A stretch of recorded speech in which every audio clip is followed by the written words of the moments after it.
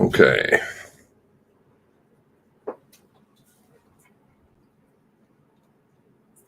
Saturday morning.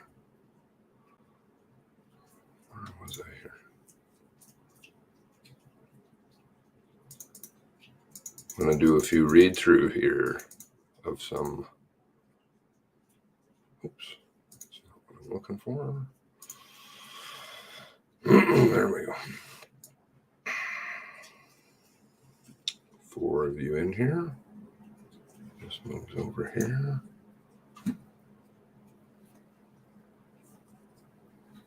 Julia. Sarah G. Steve. Howdy. Howdy, howdy. All right. Things are going to warm up. I'm just going to grab a coffee. Wait for a couple more people to pop in. We're going to read through this this interview to begin with, because this is a long story.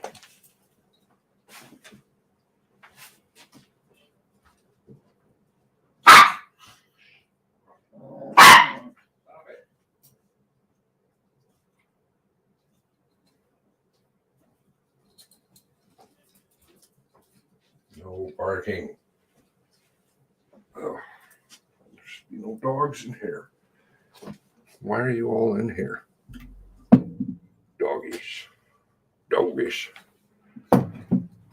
Doggish. No growling either. All right, 6 of you in here. Well, we can start. No, well, I'm going to remove dogs because this is clearly becoming a scene. Come here. Come.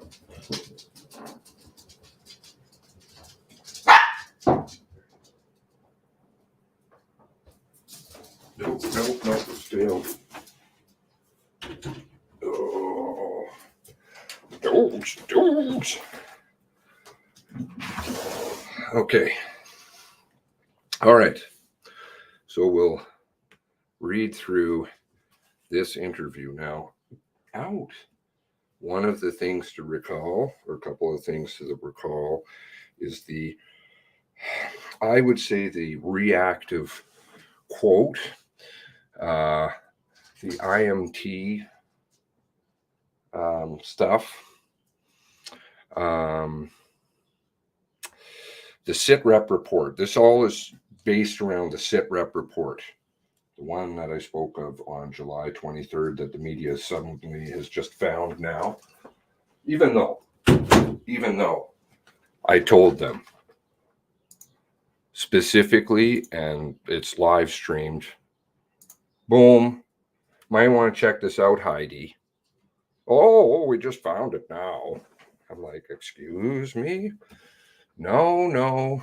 I told so many people. I told every politician under the sun, at least of any note, Justice Canada, Trudeau, specific reporters, Globe and Mail.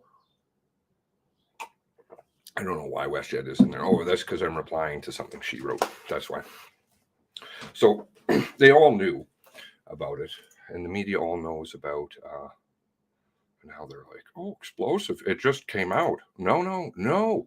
September 23rd. It's linked. I should have sent the link in the box below. Now, anyway, it's like this is the free Patreon account for everybody. You know, if you want to find out about things first, you can come here. Anyway, sometimes a month in advance, sometimes a year. Where was I here? That's not what I want. Why does it keep doing that? Over here? Next one. There we go. All right, Nikki, Peter, Gamer, Caper. Paper's not here. All right. July 10th, sit rep, which turns into just a disaster. And yeah, this is the first piece. Transcript, Chris Leather. This is on the last day of MCC hearings, September 23rd. Right. Nice. Barbara McLean. So good afternoon, everyone. Of course, recorded MP3. And good morning to those of you who are further west, September 23rd, 2022, 12:35 Atlantic, for me, virtual Teams interview of Chief Superintendent Chris Leather. So I'll start by asking everyone to introduce themselves to the purpose of this transcription software that we use. And I'll ask that you use your titles and where you work and whether you consent to this interview and its recording, which will become part of the Mass Casualty Commission public record. Depends on certain people want to use the Sharpie, as we saw in Bjorn's interview. Seems very personable.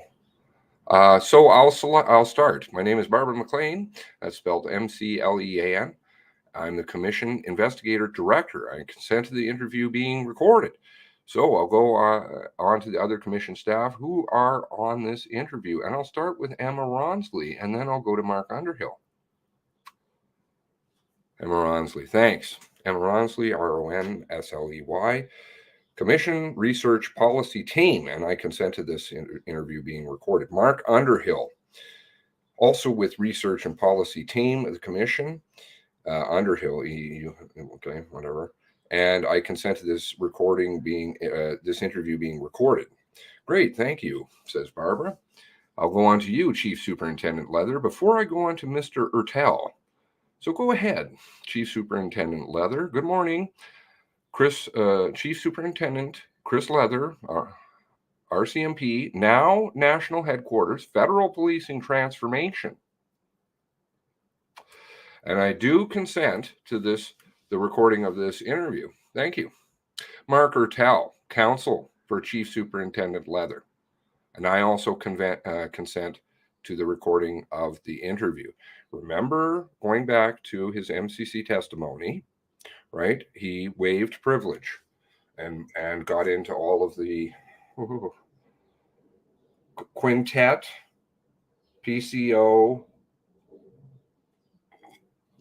Zeta Astravas, micromanaging of and the quote wellness study, whatever. And I also consent to this being a recording of this interview. Great. And in that case, a little bit of feedback. So that was Mr. Mark Ertel, who is counsel for Chief Superintendent Leather. So thank you. I'll turn it over to you, Mr. Underhill. Go ahead. Thank you very much, Mr. Underhill. Chief Superintendent Leather, thank you for again being here with us for this, interview. Just for the record, this is more limited interview to deal with your own interactions and those of the folks around you with CERT.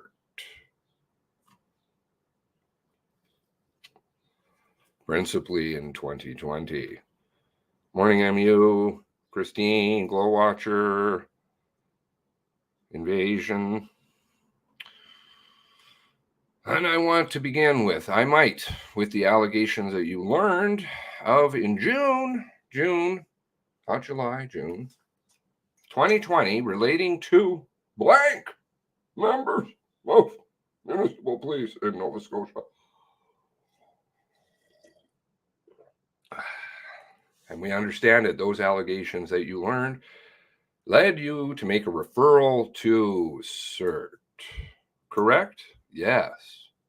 And the information that you received on those allegations involved both potential criminal conduct and misconduct under the Police Act, correct? Yes. Are we right in understanding that in addition to referring the matter to CERT, you also briefed RCMP national headquarters about these allegations? Yes, both verbally and in writing. Very serious, this thing. Very serious. So I'm going to try to work our way through the timeline as we understand it. And just for the record, we have received a number of materials over the last few days, including a set of emails last night. What date is this? Oh, that's right.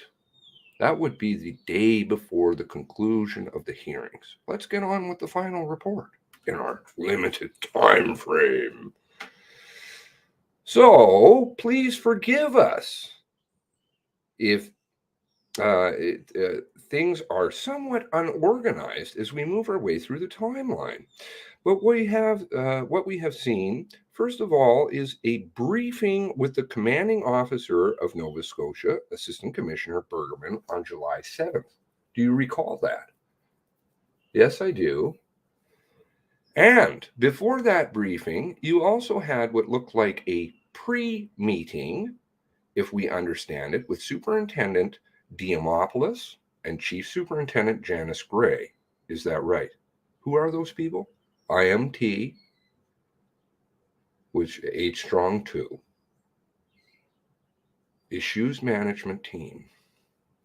Yes, looking at my notes at 10:35 in the morning on July 7th. And very briefly, what was the purpose of the pre-meeting, if I can put it that way? Costa Diamopoulos, superintendent then, working in the division, and Janice Gray, what I would describe as two senior leaders in the division, assisting the CO, and I with various and varied aspects of follow-up related to the tragedy. Issues management.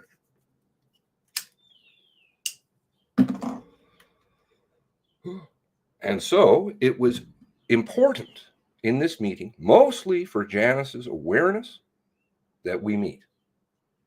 Okay, so this is the solid line back to Ottawa. So Janice and I would meet, would often pair up to deal with some of the more contentious, serious aspects. She is the other chief superintendent in the division. There is only, she has her own title. There is none other like this across the country that flowed from the tragedy. And so I see from my notes I was, and Costa was updating her on what we learned in our various on our site visits. Okay. Remember the meetings that they're having, the get it off your chest right now stuff, going around to the different detachments and kind of what is the problems here. And based on our early understandings of a nature of allegations that were made against the police, against police service and blank members. And then we understand that the three of you met to brief the CO on these allegations. That's Bergerman, right? Correct. That's right. So after it looks like about a 20-minute or so meeting, Crops Suite on the third floor of headquarters, we have our move down the floor to meet with the commanding officer to update her, as we did at 11 o'clock that morning. And did you take her through some of the specifics of the allegations in that meeting? Yes. And of course, and in that course of that, advised her of the seriousness of some of the allegations. Yes, of course, we would have done that. There were going to be follow-up conversations with CERT and national headquarters.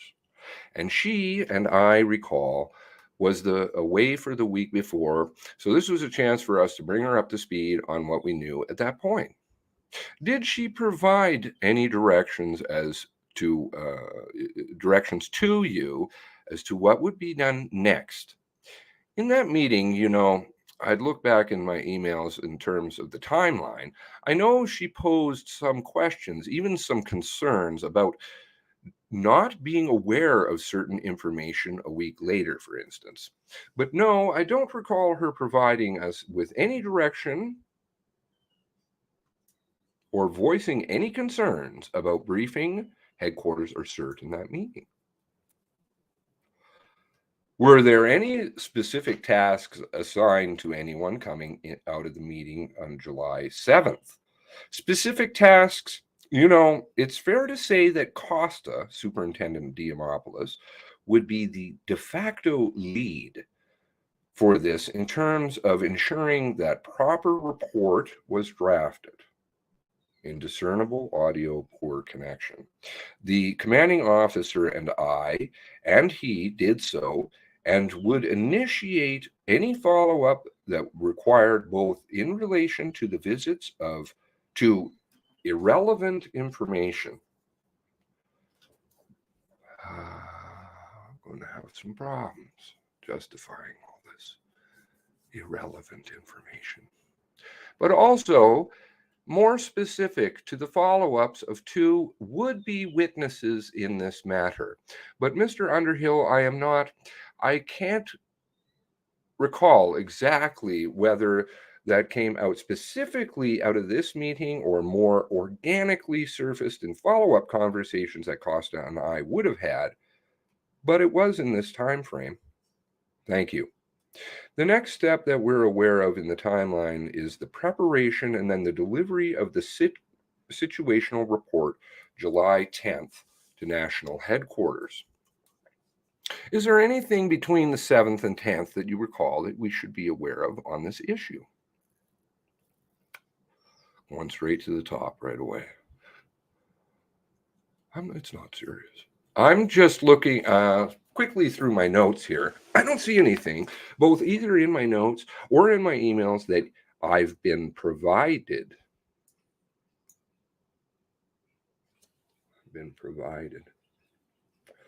So I don't think that there's anything in those 2 or 3 days. So as we understand it from the emails we received last night, the SIT report on July 10th, and we don't need to go into it, was sent to Assistant Commissioner Daly and Chief Superintendent Rupa. Is that right? It was a bit down in Ottawa. Yes, that's correct. And then the next step we have here looks like a telephone conference between yourself, Superintendent Diamopoulos, Assistant Commissioner Daly, and again, about 1 o'clock, looks like 1:30 your time on the 13th. Have I got that right? 1 second here. Just have a notation.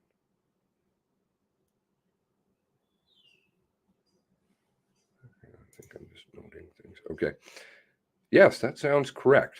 Now, I note Assistant Commissioner Bergerman is not involved in this call. Why is that?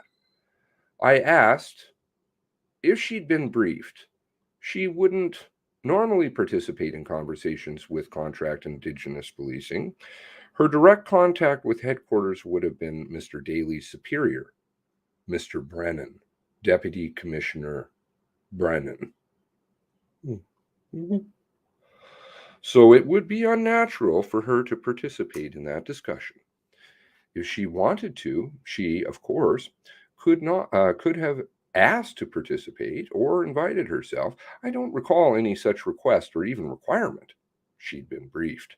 The SIT report had been prepared. The natural follow-up of the division and the headquarters would have been the crops officer and the assistant commissioner for CNIP and his two in charges, which you would have noted are Rupa. We're also on, as you noted, Rupa on this call. Sorry, on the 13th call, July 13th, Chief Superintendent Rupa is involved. Is that right? Indiscernible. I didn't see his name. He might not have been. I'm sorry. He was on the 17th call, but perhaps not on the 13th call. We had another conversation with Rupa and Daly on the 17th regarding the referral. So no, I would have noted Rupa, sorry, if he was present on the 13th. If he's not in my notes, then he wasn't participating. I remember Daly, of course. And is this meeting on the 13th essentially a follow-up to the SIT report and a verbal briefing? Yes. Do you recall Assistant Commissioner Daly's reaction to the briefing? And I do. Indiscernible. On the nature of the allegations? Yeah. He was obviously quite concerned given the nature of the allegations. We discussed the course of action and the appropriateness in terms of the referral, given that what we had learned. To CERT specifically, he agreed. In terms of the course of action, were talking and providing an update. It was fairly straightforward procedurally. What was not straightforward was the nature and the severity of the allegations. Once he had learned of that, he seemed to be, to me, to be supportive and understanding of, as I said, our course of action, which would next to provide the material to the CERT director and a follow-up meeting with him.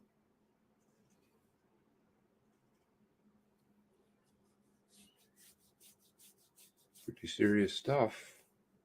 So I understood your evidence. You essentially briefed him verbally in the nature of the allegations, told him you were going to make a referral to CERT, and he agreed? Yes. And as we understand the emails we received last night, the referral is made later that day, correct? By email? That's correct. I provided an email with some of the attachments, if I remember correctly, along with a memo to the director on the 13th. Now, again, the commanding officer, Assistant Commissioner Bergerman, is not copied on that email. But did you brief her or inform her of the CERT referral that was going in around the 13th? Now, if I look at my emails that you're referring to, that would have been provided last night, which I only just saw yesterday. I think that during that time frame, Assistant Commissioner Bergerman was on leave, and she learned about the referral upon her return.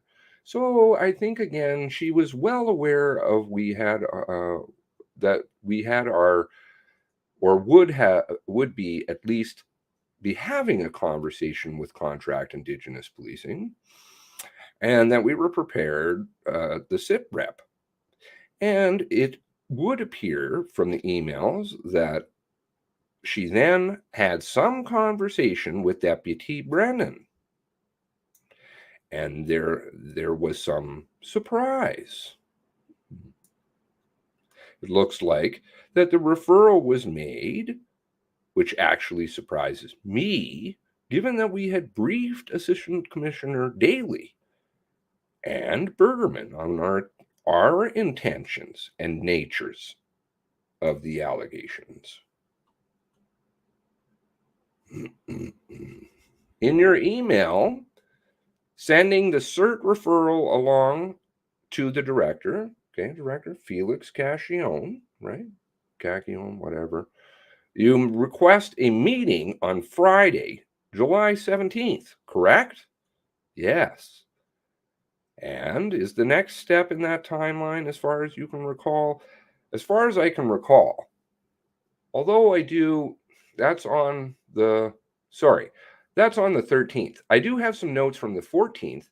So there are some internal follow-ups in terms of the meetings. Just looking at my notes, July 14th, there was some internal discussions with Leah Scanlon, the then head of corporate communications. Do you have a recollection of what those discussions were about? It had more to do with communications that, you know, should this become an issue, should this issue become public, or the media becomes aware and there's interest raised, which we would obviously expect, that Scanlon had awareness and could begin to prepare some lines for that. Stratcons.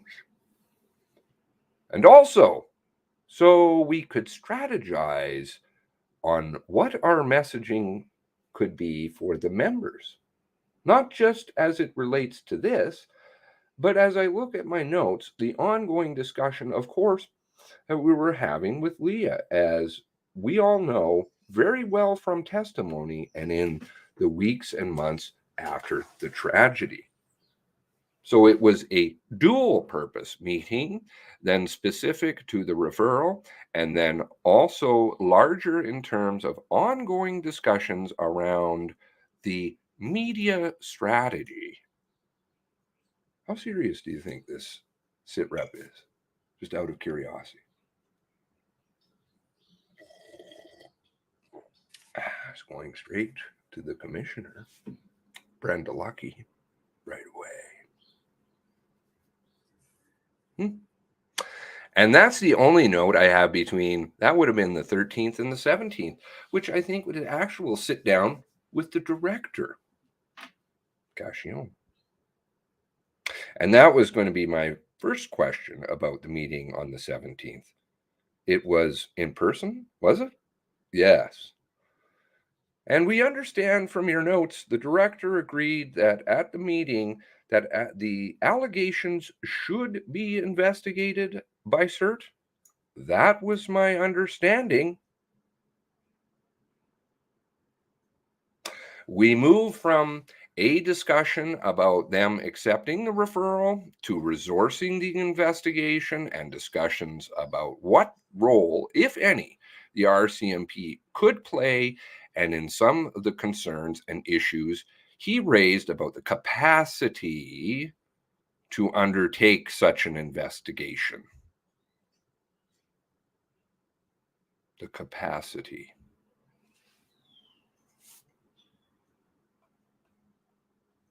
How big is it? Sorry. So your understanding was the director was telling you that CERT would be willing to investigate and had some concerns about its capacity and resources to do so? Yes, the cost overall of such an investigation and the human resource requirements in terms of their footprint being 4 investigators for all matters CERT, and that would have been either bolstered or some sort of referral made to another agency to undertake the investigation, or even a discussion as to whether or not the RCMP, from another division, for instance, might be positioned to undertake the investigation.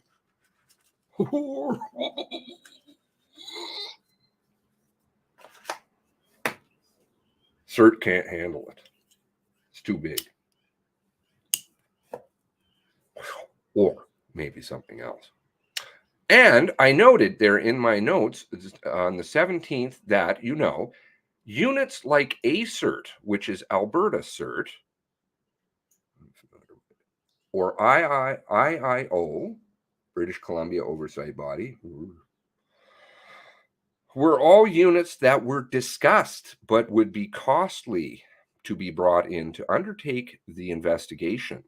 Yeah, I've noted that there are resourcing and the costs of the investigation was in front and center of the director's mind on their ability to undertake the investigation. My concerns more lay in the optics of the RCMP in any capacity being involved in the investigation.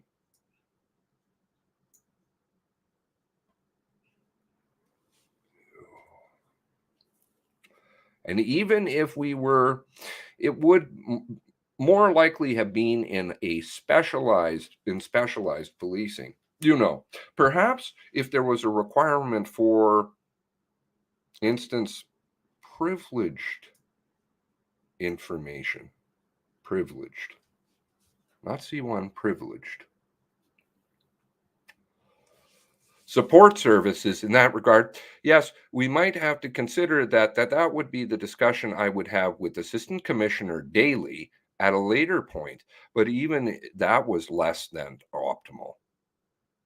And then the next portion of our conversation went into this issue around, I've noted conflict of interest, and it being viewed as retributive that this investigation be undertaken. Given the timing and who the complaints were against, etc. So, those are the main notes I made for the meeting. Is it dawning on people?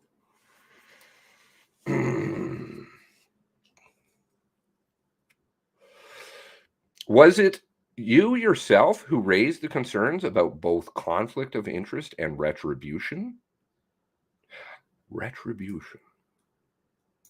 I think there was a collective sense at the table around the optics of the timing of the investigation, the nature of the investigation, how that would be perceived by the public, and also members of all police services in the province, and perhaps even by government.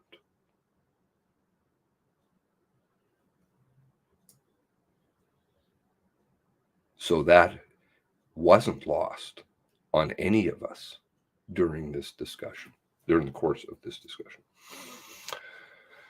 But I have to say, it is what it is. It's unfortunate that the information came to us at that particular time. But this was not something that we sought. It came to us through the normal course of our reviews.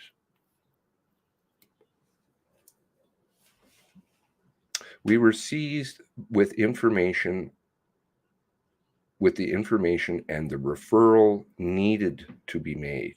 And yes, the timing, most unfortunate, but we had to make the referral. We did so.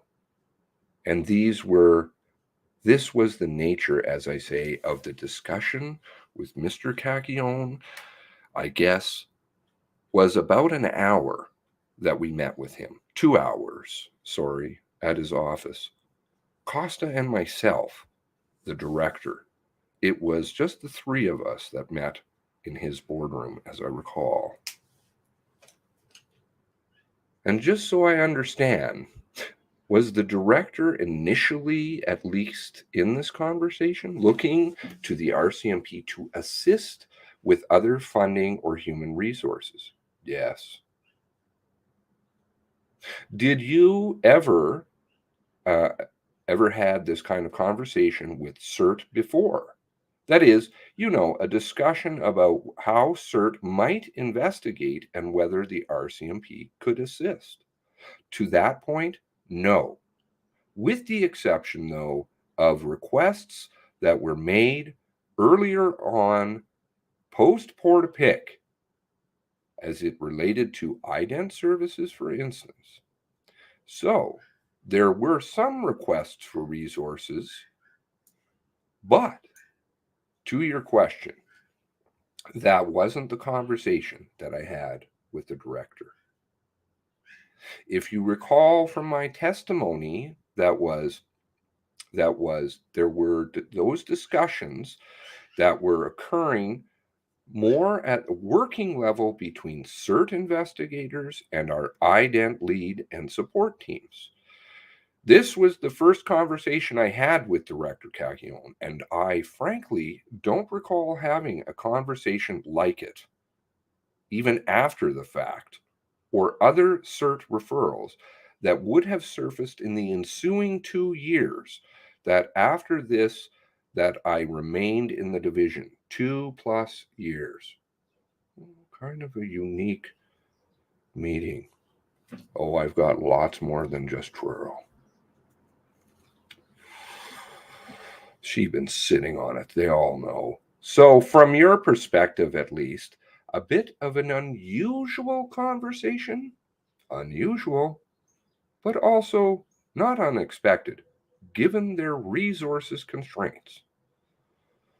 I think the unusual aspect would be the thinking or believing that the RCMP would insist from an investigative standpoint. I think for me that it was a complete no-go zone.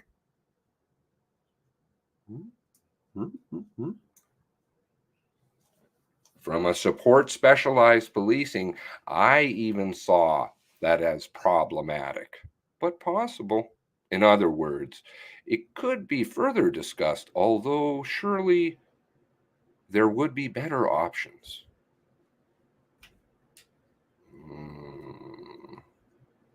But I guess you could say, in fairness, I had never gone to CERT in my tenure with anything that approached this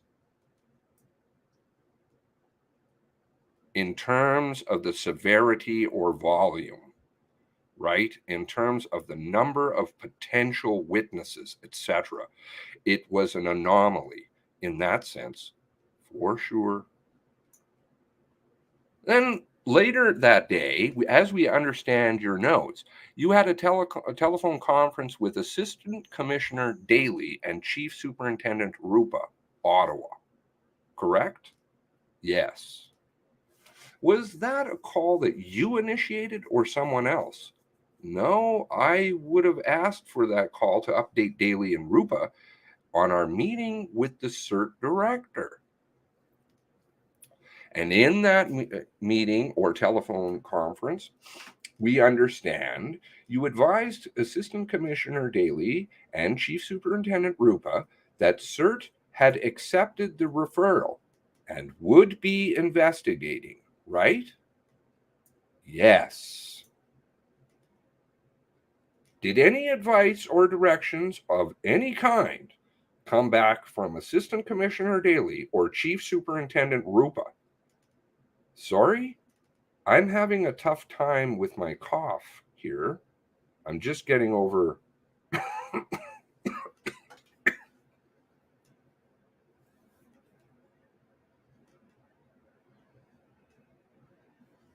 I think I know why he's so wasted. Yeah, take your time. Redacted. Mark, can I get some water, please? Yeah. Sorry, Mr. Underhill, could you ask that last question again? I can. It's just whether or not any advice or directions came back from either Assistant Commissioner Daly or Chief Superintendent Rupa, Ottawa, in response to your briefing. All that I recall is that it relates to the specialized policing services, that it's something that he would have been prepared to have further discussions with the director on if it came to it. I thought he agreed that the RCMP would not be suitable for us to undertake an investigative role. That's what I recall from the meeting. It was a teleconference. And just so I'm clear, that was Assistant Commissioner Daly agreeing with your concern that the RCMP should not be involved in, I take it, either investigating or funding. Is that fair? Yeah. I'm not even sure I brought the funding discussion forward. To me, that was a non-starter for me. And I don't recall it becoming an issue in any further discussions with Director Catillon.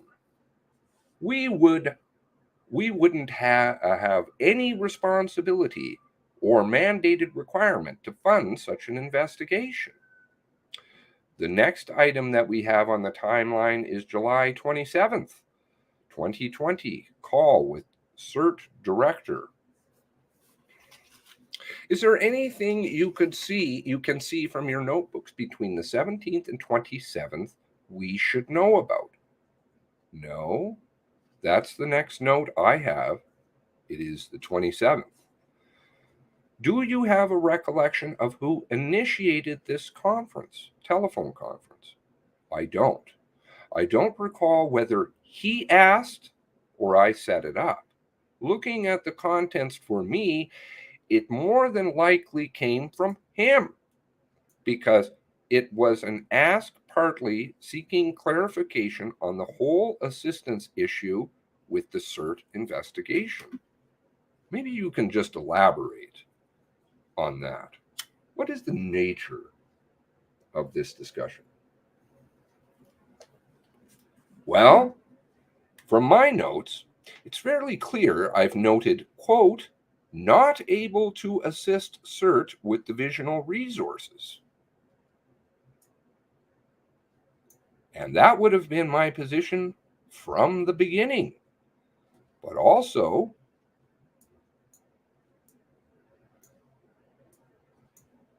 supported by Assistant Commissioner Daly, Ottawa. That was not a position that we were going to take. So I'm quite sure that Director Cacchione was interested in knowing what assistance, if any, during this conversation the RCMP was able to provide to CERT in this investigation. I don't quite recall. There's a note here I've made. MOU will look at this billing DOJ. So memorandum of understanding, we'll look into this billing of Department of Justice. Again, any memorandum of understanding or billing requirements would have been on the coughing CERT's responsibility. So I can't shed any light on that. Do you know if the Nova Scotia DOJ was aware of the potential CERT investigation at that point? I don't know if the Department of Justice was aware. No, because the requirement to report would have come from CERT themselves to the government. The director has a reporting responsibility to the Department of Justice, I'm sure, as you are aware, to the Deputy Minister. Is that Wanda? I can't remember. Wanda Fletcher, who went poof? But we've never discussed that, and it would be in our reporting requirements, policy-wise or otherwise, to report this into the provincial government. So if I understand your evidence so far, July 27, 2020 call sounds like it's principally about the director once again, asking the RCMP for resourcing assistance or funding. You're telling us it is a non-starter and you told him so, right? Correct. Can you help me with the reference to, again, it looks like, quote, pass on rec to discuss with EMO and RCMP, or is that something different? But I see another time entry beside that entry. Yes, it's 11:29. I'm not EMO, of course. The involvement around them at around this time had to do exclusively with alerting and emergency preparedness around things like hurricanes. Ironically, given what's going on there now. But those are really the two areas that we would have crossed paths. I'm not seeing, nor do I recall, any overlap or linkage to this referral and EMO.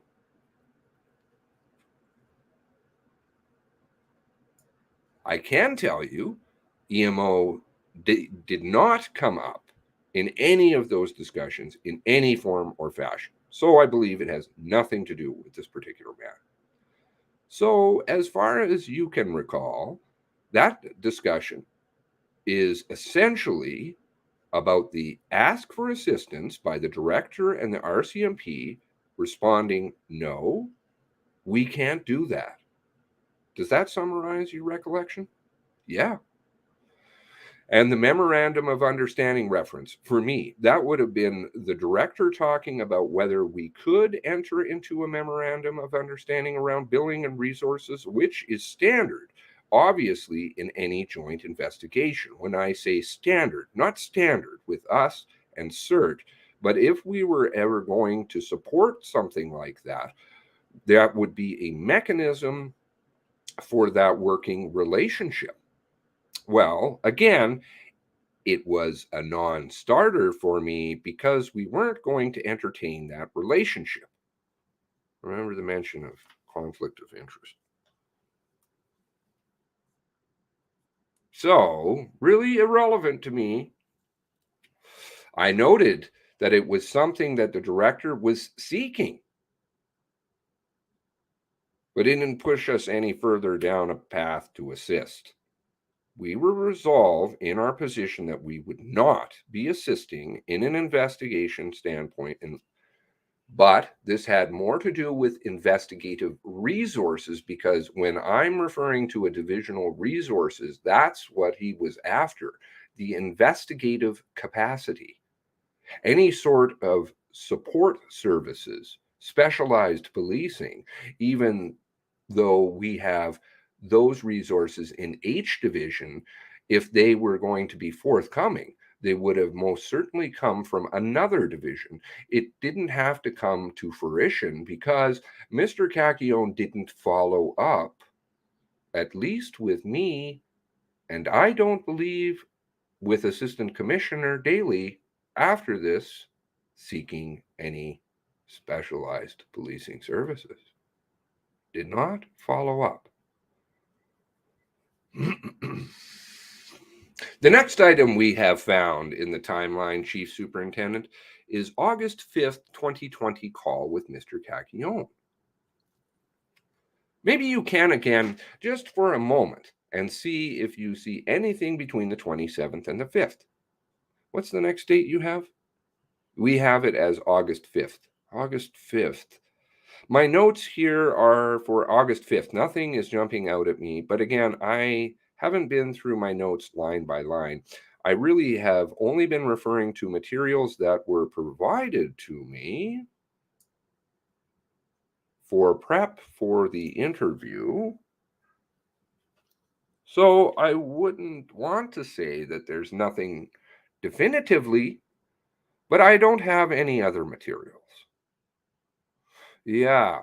So as long as you're not recalling anything here today, that's fine. I'm not. I'm just sorry. There's one item I wanted to go back with July 27th call. And again, this may be a separate item unrelated to the call, but let me just ask you about it. So if you could just go back to your note, July 27th, for a moment. And I guess under the last line, 1129 entry, you see the words CERT hesitation. I think it, or is it CERT investigation? Quote, given CERT investigation. Okay. CERT hesitation. CERT investigation. Okay. That's the word is, we're trying to get at that, what that word is. Given CERT investigation, will advise. And then over, meaning the call's over. Okay. Just so we can nail this down, if we can, do you think that this is a separate call that you're having at 1129 or part of the call? I'm not able to tell from my notes. Sorry. I think it's one entry. I think it is, quote, member appropriateness of outreach to either given CERT investigation will advise, end quote. Agreed. What's, I guess, atypical for me, though, is to have a separate time entry there. I wouldn't, if that was part of the same conversation, that's not like me to put in a separate time during, an ongoing phone conversation, unless something particularly noteworthy, out of the ordinary was to surface. I wouldn't put that in that category. That's why I'm a bit confused about that. Sorry, I can't provide any clarity. That's fine. Let's move forward. If we can, to August 5th call with Mr. Cacchione. We have in your notes as putting in a call at 8:30. Do you see that? August 5th at 8:30. Yes. Yes, I see it. Do you have any recollection of what that call was about? Yes. I had a phone call, of course, in notes around two different matters. The irrelevant information matter, not related to the matter that we're discussing, another matter, and that update on a separate file, I gave that to Campbell and Markachew. But the nature of my discussion with Cacchione on that day is related to the irrelevant information matter. Not sure what we discussed. Now, if I recall correctly, I will go back and check. Remember, I put out a tweet yesterday? I will double check the dates, though. Make sure I don't want to be floating something incorrect.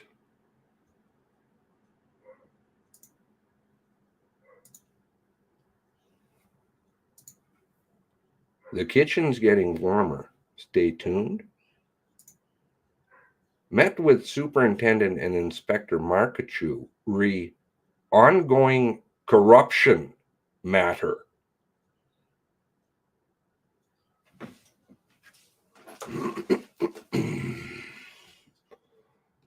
I guess that might be the separate issue.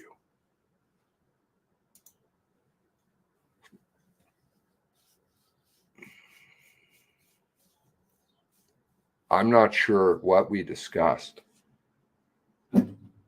So, the next item we have in the timeline is actually quite a bit forward. It's September 21st, 2020, and it's a meeting with, again, Mr. Cacchione. I am not going to ask you to pour through all of your notes in that time period because it's a long one. But do you have any recollection of anything we need to know about, I guess, between August 5th and September 21st, 2020, with respect to this issue?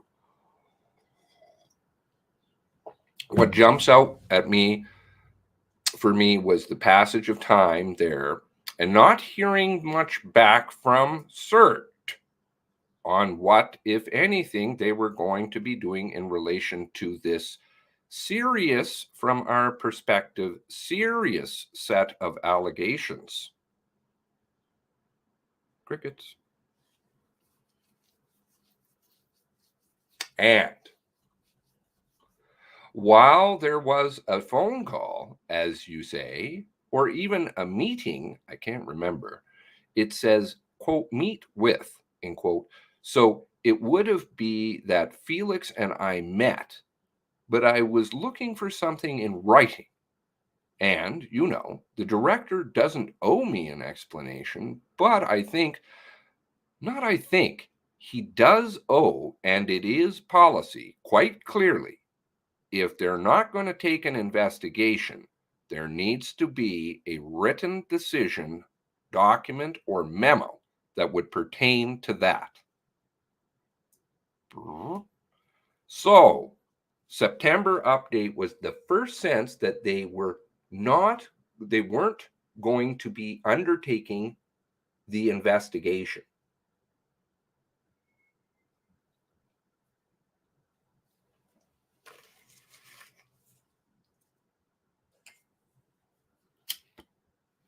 They weren't going to be undertaking the investigation.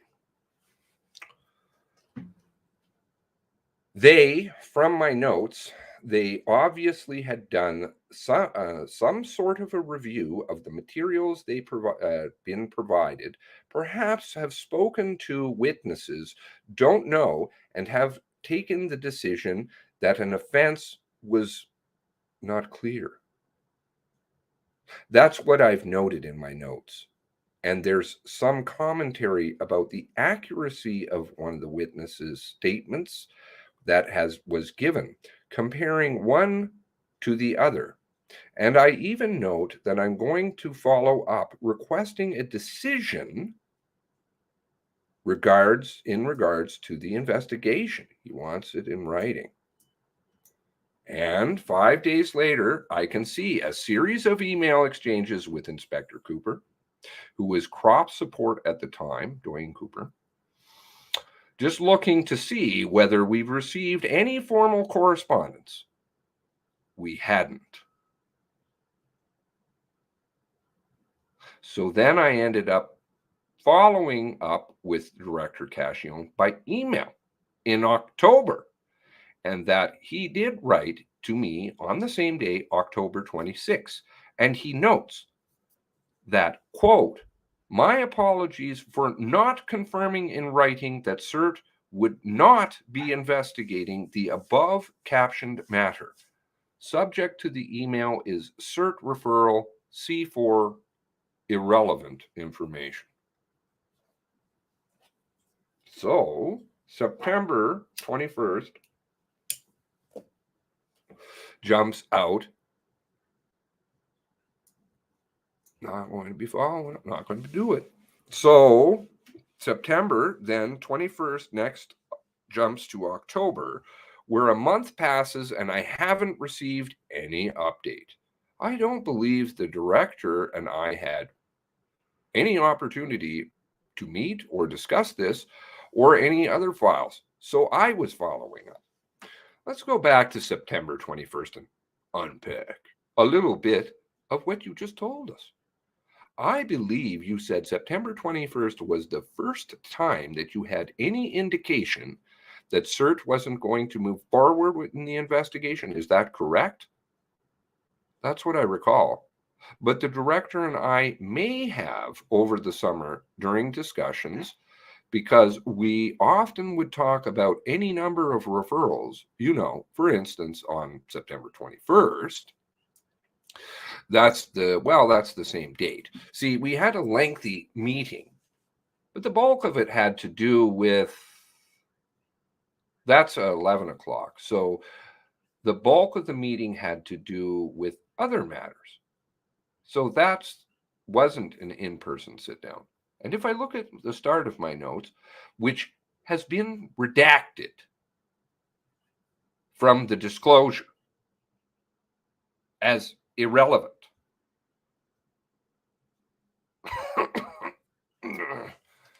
Well, I'll tell you what they do refer to, because these are in the public realm.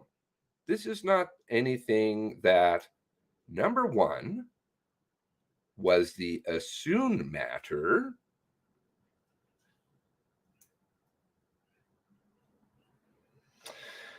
And the CERT referral. And that was issue 1. Issue 2 is the one that you're interviewing me about. That's not been vetted. Issue 3 is noted as irrelevant. I suspect possible. Don't know. Possible.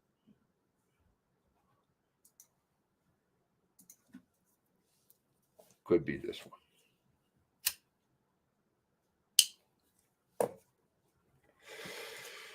Don't know. But that's for me to deal with. And a candidate, it actually pertains to CERT selection and a candidate to replace retiring RCMP seconded member who had left or was leaving CERT. So independent, aren't they? Then, As you can appreciate in my notes, we go down through these three topics, and you've got the contents of the issue around the referral. And I want to explore that. What you understood about why CERT was not going to be investigating.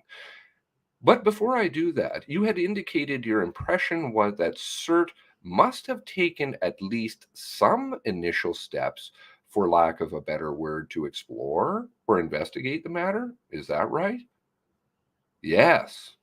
I remembered Director Cacchione over the course of the summer at some point, it may be in my notes,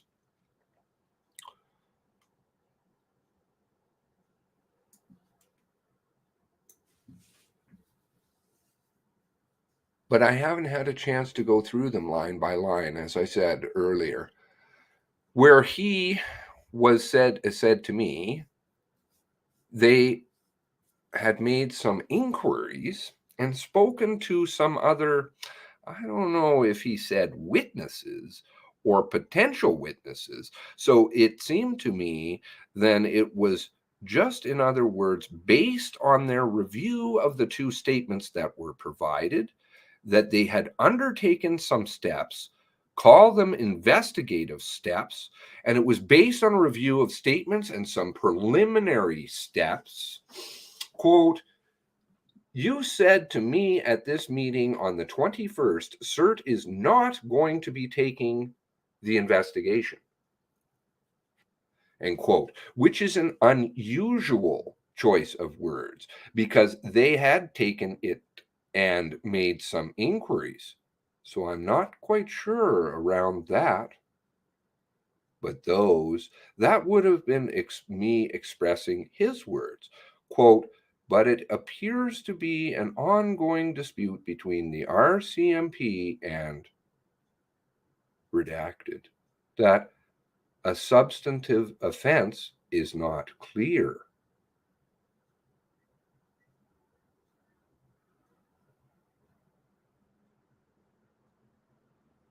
Maybe we don't. Let's not read out the witness's name if we can.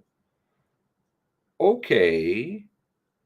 And that, quote, one statement was not very accurate, although the other statements was deemed to be better, end quote. And that he would have been following up with me with a letter stating CERT's decision on whether they, well, a bit of a difference of opinion. I mean, whether they were going to initiate an investigation or whether they had done an investigation and felt there was no evidence. Because the next information I get from the director isn't until a month later. And he notes that in an email, that CERT will not be investigating the above captioned matter. Let me just ask you, if I can, about that follow-up piece. I understood you earlier to say, and if you correct me if I'm wrong, that you indicated in your meeting that you would be following up to ask a decision in writing. Is that right? Is that what happened in the meeting? Yes. And that no decision came. I clarified that with our crop support inspector, Dwayne Cooper, I think. And then I followed up with an email to the director about a month later and received an email, which I believe that you have, which I have already read out. And at any time, did you receive any additional information about CERT in writing on the basis of why they were not pursuing the investigation? No.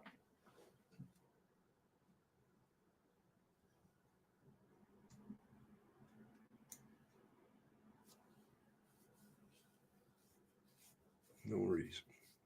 And just to go back then to the basis of what was explained to you at the meeting of the 21st, I understand it to be twofold, and you correct me if I'm wrong.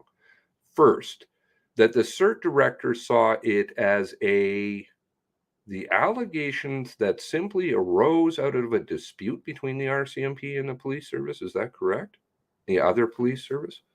It arose because of an ongoing dispute. Yes. That is what he told you, in other words? He didn't think that the allegations were, he thought that the allegations weren't sufficiently serious because his impression was based on whatever steps he took, that this was just a turf war or some dispute between the RCMP and the other police services. That's how I interpreted it. It was based on a dispute between the RCMP and the other police service. 1. 2, that substantive offense is not clear. And then again, a bit of analysis on the 2 statements we provided.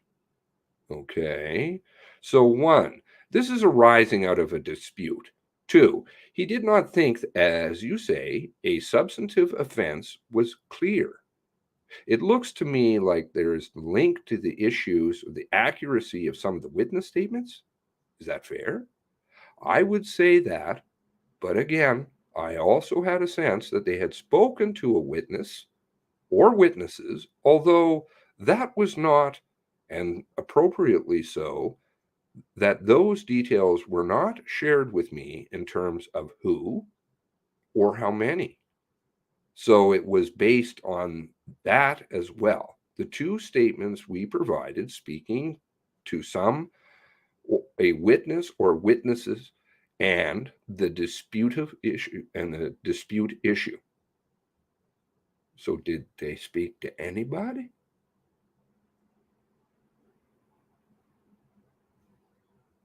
Did CERT speak to anybody? And so you've taken us, I think, to the next step in the timeline already, that being you not receiving anything in writing despite your request for it, correct? Yes. And then you follow up and receive a 1-line email on October 26th. Right.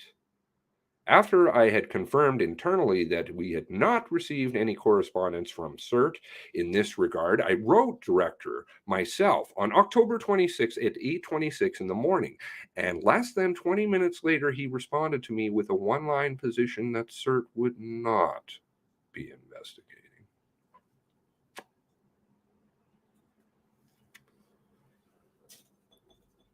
All right. So I want to go through what happens next after you receive the 1-line email October 26th. We have a meeting October 28th with Dwayne Cooper and Jamie Lutz. Do you recall that? I don't think your notes are in the package that we received this week or of that.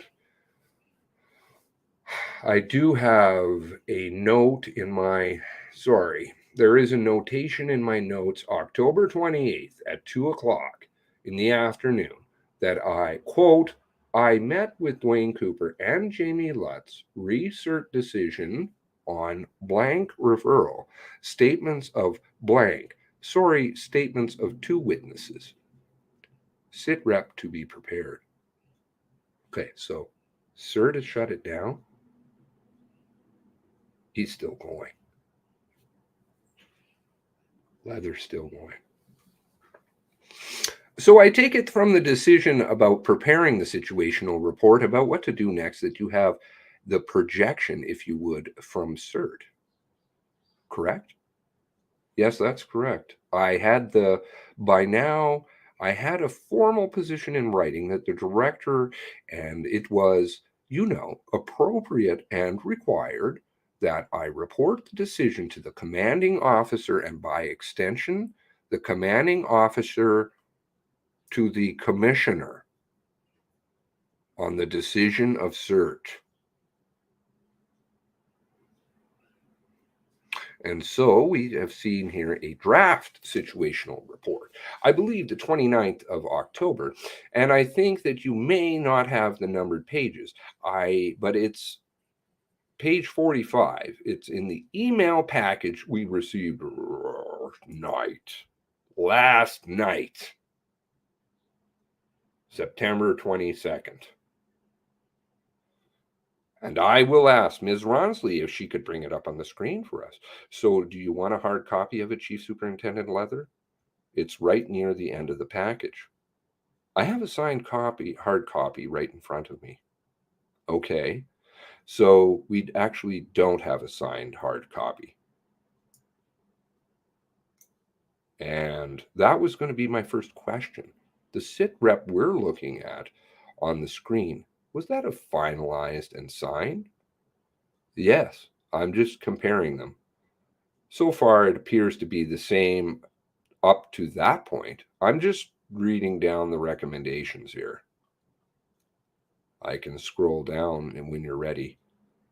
I'm ready, thank you.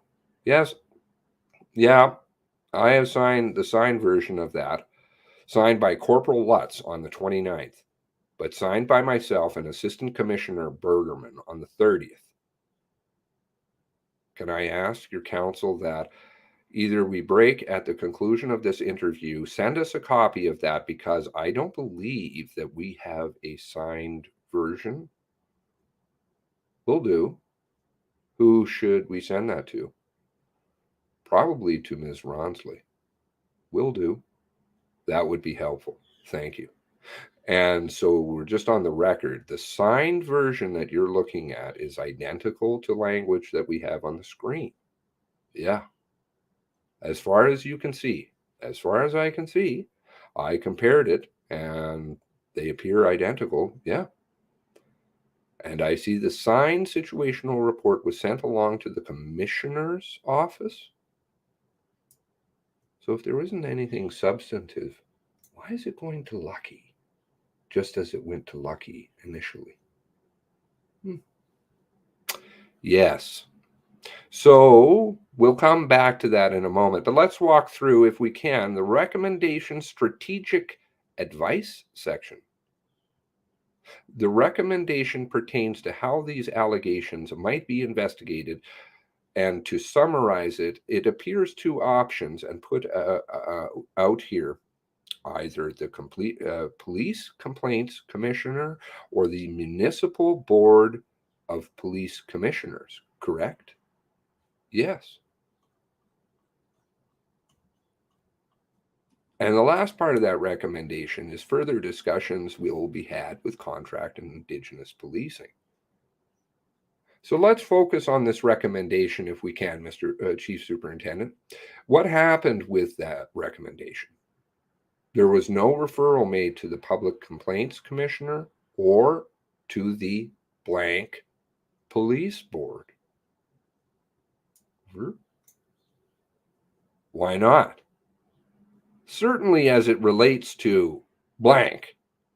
In reverse order, the blank police board at, that's probably three to four lines of redaction. So there was no appetite for us to provide the police board with the information. The decision was made by CERT director not to investigate, or not investigate would be, I believe, the last steps I would indiscernible for myself that I would undertake to further this matter. Not to say that Assistant Commissioner Bergerman didn't have additional discussions with the government or Mr. Brennan. She may well have.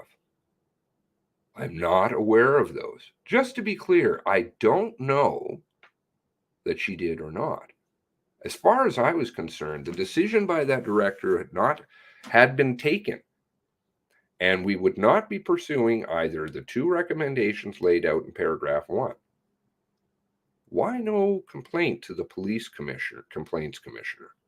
Well, we were not only met our obligations by making the referral to CERT, but I think that then becomes, I don't think that that necessarily was the appropriate next step to take. I don't know. It's a recommendation and advice here, and I didn't necessarily agree with that.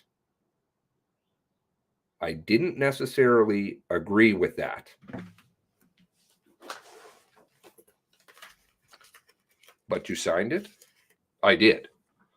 And but it's meant to be a recommendation for further discussion, something to consider. And it certainly was a topic of discussion within the division. And I am certainly, based especially on the emails that we shared with the emails that were shared with us last night, that Ms. Bergerman and Mr. Brennan had more than one conversation about this file. But there's no appetite from the commanding officer's office to further this either.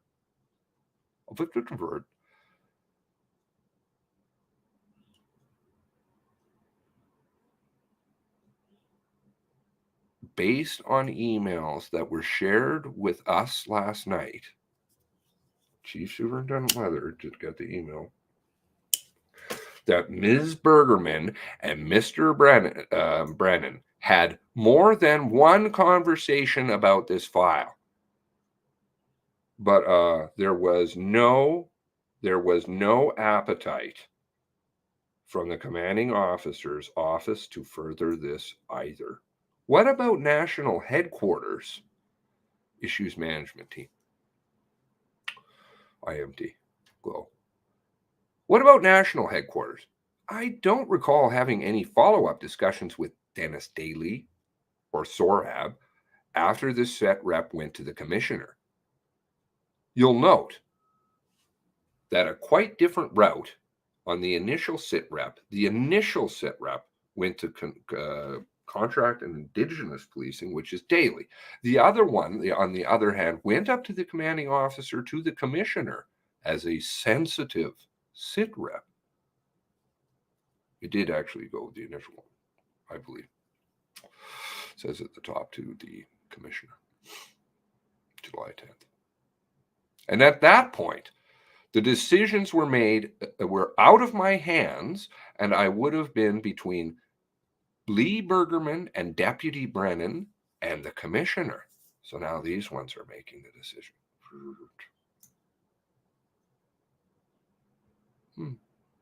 Must be a nothing burger, right? In fact, when she had been briefed on what steps, if any, to take now that CERT had taken a position, do not investigate. So, can you help us with who made the decision not to make a referral or report to the police complaints commissioner? All I can say is there was no appetite at the divisional level, the commanding officer's office, to do either of those.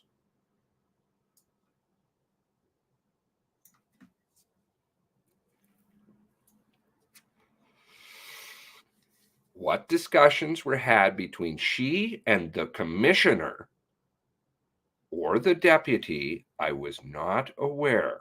I did not participate in those, and I don't recall having any follow-up discussions with Mr. Daly or Mr. Rupa either.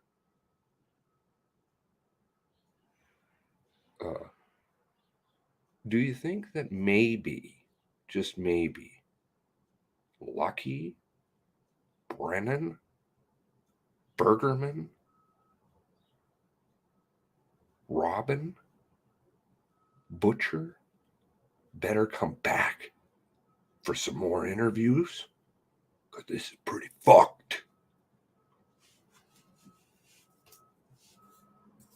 So, you don't know who made either the phone call not to pursue those two options? Is that what you're telling me? That's correct. I'm telling you that I don't have any of the emails or records of the decision specific to that, other than to say that there was no appetite in the division to pursue either recommendation. How many times does he have to say it? They speak in riddles a little bit, but they're so easy to read when you understand them. You say that there was no appetite to pursue either recommendation? Was it the view of H Division at the time that these allegations simply shouldn't be investigated then? No, I think it's, personally, I think is that they absolutely should have been, sorry, no, I think, personally, I think that they absolutely should have been given the nature and volume of information. Who wants it investigated? Who's quashing and who wants it investigated? And it's on a national level. But that decision, like the moves well beyond the criminal operations officer to now you're talking about engaging at the level of the government, that's a decision that has to be made at that point by the commanding officer, the deputy commissioner, whether they're not or not going to support that level of engagement. Well, and I would say the commissioner. And the proper reporting had been made. And I just know from my discussions with Lee Bergerman that there was no desire to pursue this. Lee Bergerman, no desire, no appetite to pursue it. Yet she knew how serious it was. Whether that was her decision on her own, I doubt it. But it could have been that it was not pursued any further. So he's suggesting that there was pressure applied. Possibly.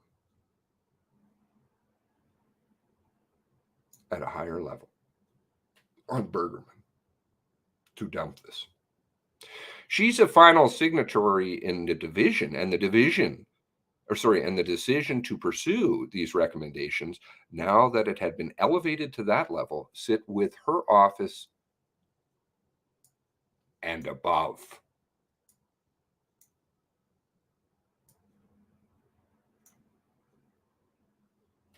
So it looks like from the chain, you had at least one meeting with Assistant Commissioner Bergerman on this issue prior to October 30th. Do you recall sitting here today a discussion with her about this situational report and specifically this recommendation which you were talking about? I remember conversations with her about this file. I remember conversations with her XO, Inspector Chubbs, about this file. I recall some real trepidation on the part of the Assistant Commissioner Bergerman that a referral even be made in the first instance. But I do not recall a specific conversation about recommendations on paragraph 1. Trepidation. Fear on the part of Assistant Commissioner Bergerman that a referral be made. Ooh. Oh, I think this is going to go so big. So big it is. Other than, quote, the report went forward, we went dealing with an unfortunate position from CERT. Unfortunate position. We were dealing with feedback from the very municipal board that blank, and it would not be pursued any further. Just to go back to those conversations you were having with Assistant Commissioner Bergerman, you indicate that she had initial trepidation with even the referral to CERT. Is that right? Yes. And whether that was because she wasn't fully aware or she wished she had been known sooner, hard to tell. I just think she was looking at the damage that an investigation like this might do to the relations or how it will be perceived, that these two things that were weighing heavily on her, I know, the damage.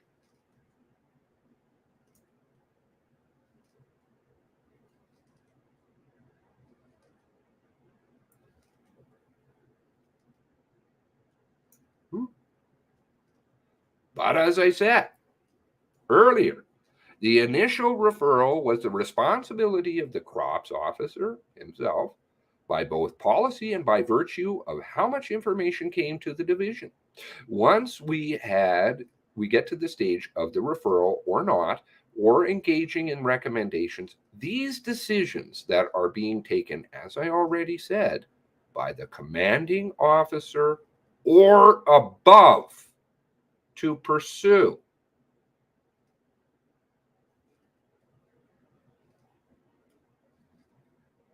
These decisions that are being taken, as I already said, by the commanding officer or above to pursue. But for your own part, just so that we have the record clear on this, you certainly agreed with the referral, first of all, to CERT, correct? I did. And I also take from their evidence today that you disagreed with CERT's decision not to investigate, correct? Well, it's hard to tell whether they investigated or not. Oh, that's what I said earlier in my, like, you would agree that it's ambiguous, right? In terms of the language, both in what I was provided in the September meeting and then in the October follow-up. Did they investigate at all?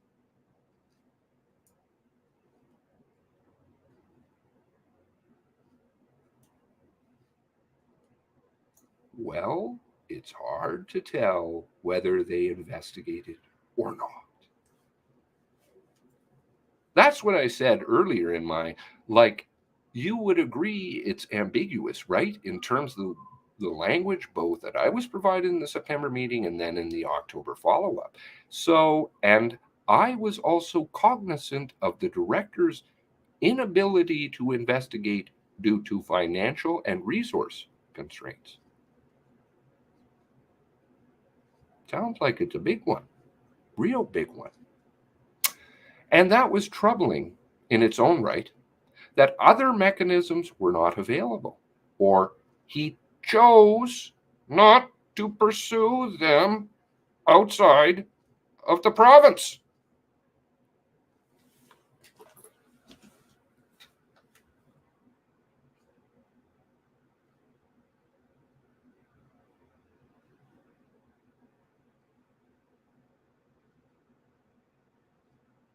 Whether it be a larger police service or one of the external review agencies that certainly do have the capacity.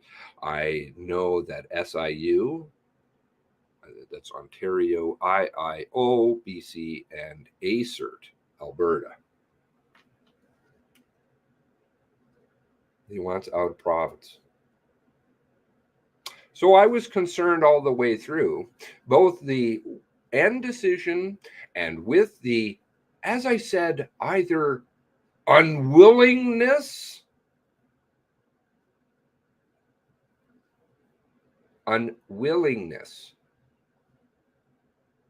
or inability to investigate due to financial resource constraints when you consider the severity of the allegations.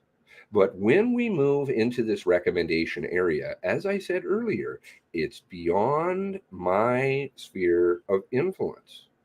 It's upstairs, way upstairs. And I had my say, I signed off on the sit rep, and the decision not to pursue at the next level was not mine. Does this explain why Leather is a ghost of a man now? Let me grab the coffee. I'll be right back.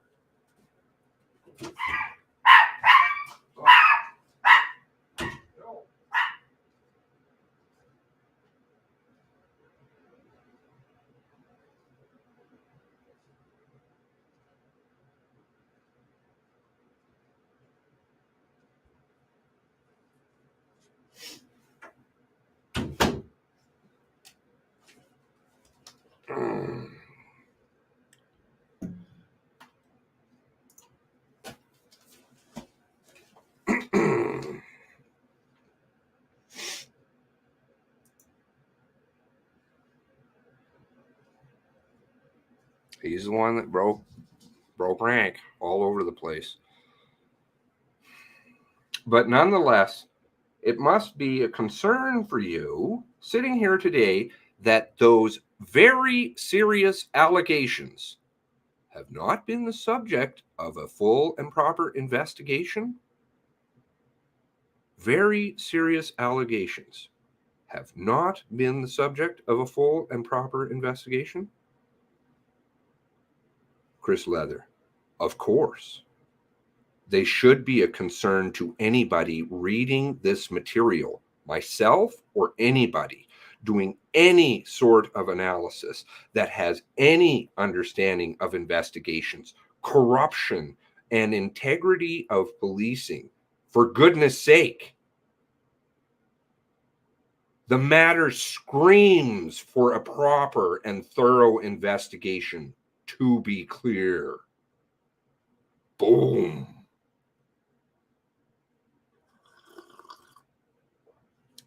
Ouch. And would you agree with me that somebody in the RCMP should have taken the steps to make sure that those investigations were investigated by somebody? Isn't that fair? Someone should have taken steps. Someone in the RCMP, whether it's national headquarters or H Division, should have taken steps to make sure that these investigations, these allegations, which you and I agree are the most serious kind, were investigated. Who's agreeing? Who's agreeing? The commission. Mark Underhill. With the former chief superintendent, former number 2 in Nova Scotia. Very most serious kind. Extremely serious. Not necessarily by the RCMP, don't get me wrong, but by somebody. All I can say is that I hope that those conversations took place and that those with authority and in a position to make those decisions considered it in their totality. And I don't know what happened in those discussions.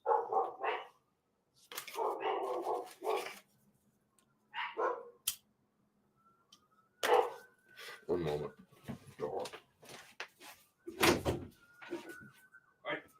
No barking. No barking.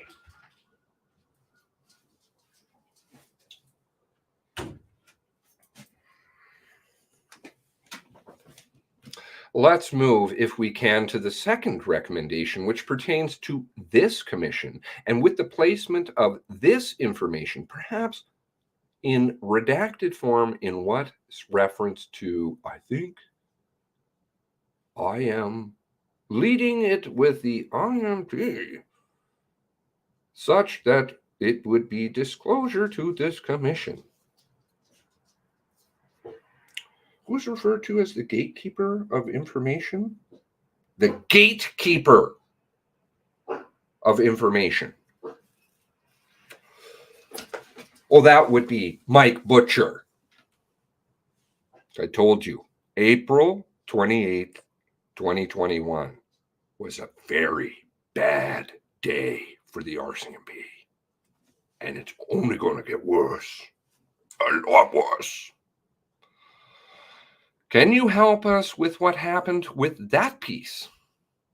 I understand your question. So obviously this sit rep, well, both sit reps that pertain to this matter and the notes and emails were disclosed internally, as you say earlier, issues management team, which of course became H-Strong, do. You understand why I've been railing on about this?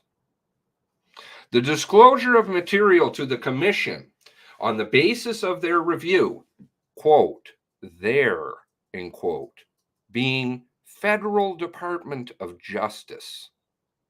I can't personally say that anything more then I know it had to be a topic. I can't personally say anything more than I know it to have been a topic of discussion and contentious, whether or not it should or shouldn't be disclosed.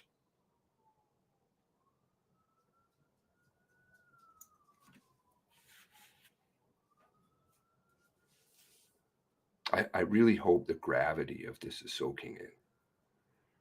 Is really fucking serious. But that I knew the principles. So in this Costa Diamopoulos and myself, Derek Santasuso, to a lesser extent, that we met our disclosure obligations. Still haven't seen Derek Santasuso's stuff. Anything. Nothing from Derek Santasuso. No notes. He's got some email stuff. Derek Santasuso is the current, he got promoted after this. He is the current commanding officer of Prince Edward Island. These people have a lot of questions to answer. And I'm not sure if I answered your question. Is there something more that you're asking of me pertaining to the disclosure? Sorry about all the barking. Yes. So let me make sure I understand that what you've told me so far. It sounds like this sit rep and related documents were, in fact, given to the issues management team as part of the disclosure that would have gone to where? This commission.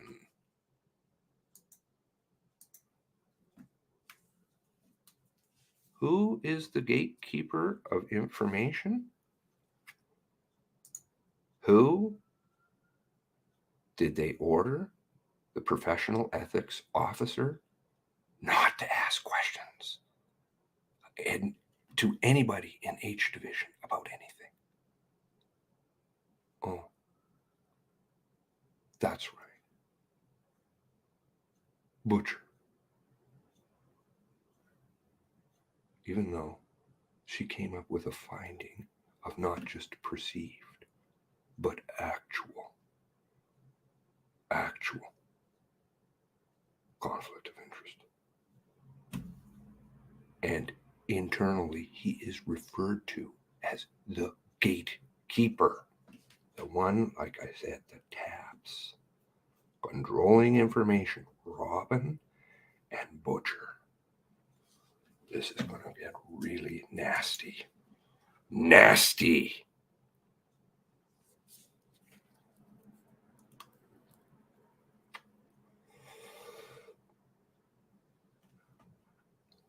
It sounds to me like the sit report and related documents, in fact, were given to the issues management team as part of the disclosure that would go to the commission. Is that what you're telling me? Yes, absolutely. These materials would have been in the earliest tranches of disclosure. Earliest. To the issues management team, which became H-Strong 2 for review, redaction, and release to the commission and to ESDC and to Hoyt investigations. Because it appears from the sit rep that you and others plainly recognize the relevance of these materials to our work. Isn't that right? Yeah. And it's this and other items which have gone on the records to raise, and there have been obviously ongoing debate about what should and shouldn't be disclosed. That it was felt that this should be highlighted in the sit rep as an item that surely goes to the relationship aspect.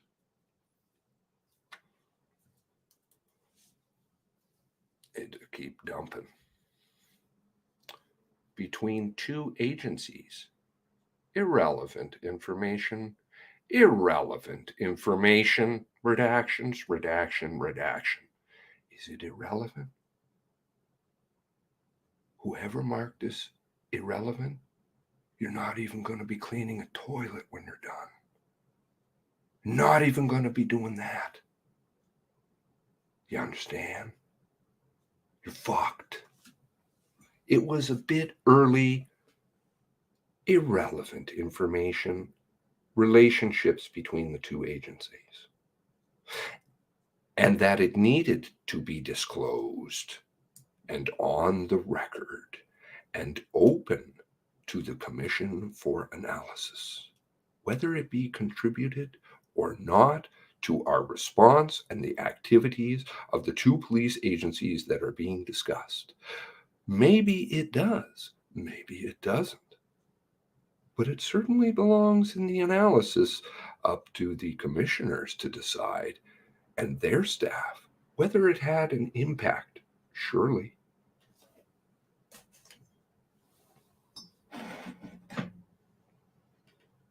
I'm not sure what PEI, pornography, and Australian couple has to do with what we're talking about here. Total corruption. But perhaps that's the goal.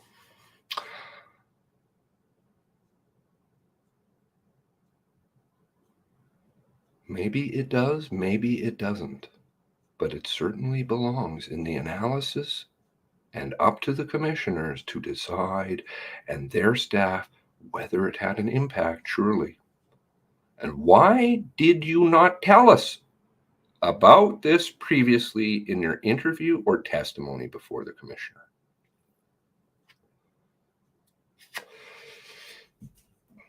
This is his weight. This is why he's a ghost. He's wrecked. He doesn't know what to do. Yeah, well, let me back up and say, I didn't know at the time, certainly at my first interview in July, whether this had or hadn't been disclosed. And that's true. It's not up to him. Wasn't his, I'm not trying to say, but he didn't know because, and it was not on my list of items which I discussed with the Department of Justice Counsel. I wish it was. It's not something that I purposefully left off the list. It's something that I had hoped had been disclosed, would make its way to the MCC Council. And actually, I'm not even sure whether it did or didn't. I take it from your question that it was not available to MCC Council, the interview July 5th or 6th. So now he's asking them, did you guys get it? That's correct. We only learned about this in the last couple of weeks. I would say, Mark, that's not true, because how the fuck did I do a video about it September 23rd? You guys knew about it. Don't fuck people. Last couple of weeks, my ass. It was, so for me, it relates to this. It was an oversight on my part in those listed of listed of items that I had concerns were not going to be drawn out, as opposed to me purposely leaving it out. Those items which I wished to bring forward. It's obvious I had other items which I felt should be included and were not going to be. And I was able to bring those forward. Quintet wellness study. You remember them all shitting their pants? I waive my privilege on this one. I wish I had remembered this at the same time. I hadn't. Just so we have it again, the date of the signed SIT report is October 30th. Well, it's signed and dated by the author, Jamie Lutz, on the 29th, but it's signed and dated on the 30th. It's green. And I likely wrote it, the print is green. At the end of the day, that it would be my guess, we got it in the morning. So then I'm going to ask Ms. Ronsley to bring up November 2nd email, page 40. Ms. Ronsley, the disclosure from last night. This is on the last day of hearing for the MCC. We're all done here. We're all finished. They just thought they were going to sneak this shit in. So, again, it's near the end of the package. Have you got it, Chief Superintendent? Yes. And maybe you just take a moment to look at it. It's now up on the screen. Yes, I have it. It looks like on the 30th, you emailed Assistant Commissioner Daly. This is after CERT has said, no, we're not going anywhere near there. Perhaps Chief Superintendent Rupa as well, to ask about having a telephone conference, again, to discuss the specific issue that we've been talking about, which is the recommendation that this be placed in the materials for the IMT data set. Who's in control of that?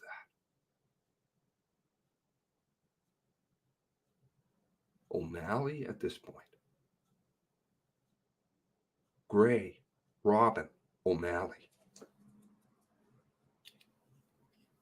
The taps, the gatekeepers.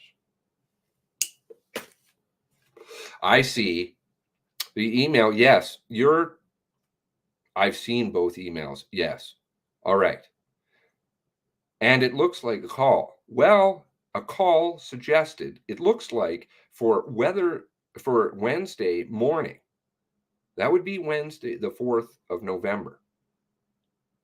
We have not, I believe, seen any notes of that meeting. So I guess my first question is, do you recall having that call with the Assistant Commissioner on the 4th of November? I have my notes here for the 4th, November 4th. I'm just going to look through them quickly. Whoa! You don't have it? You haven't got it? Guess what? I do.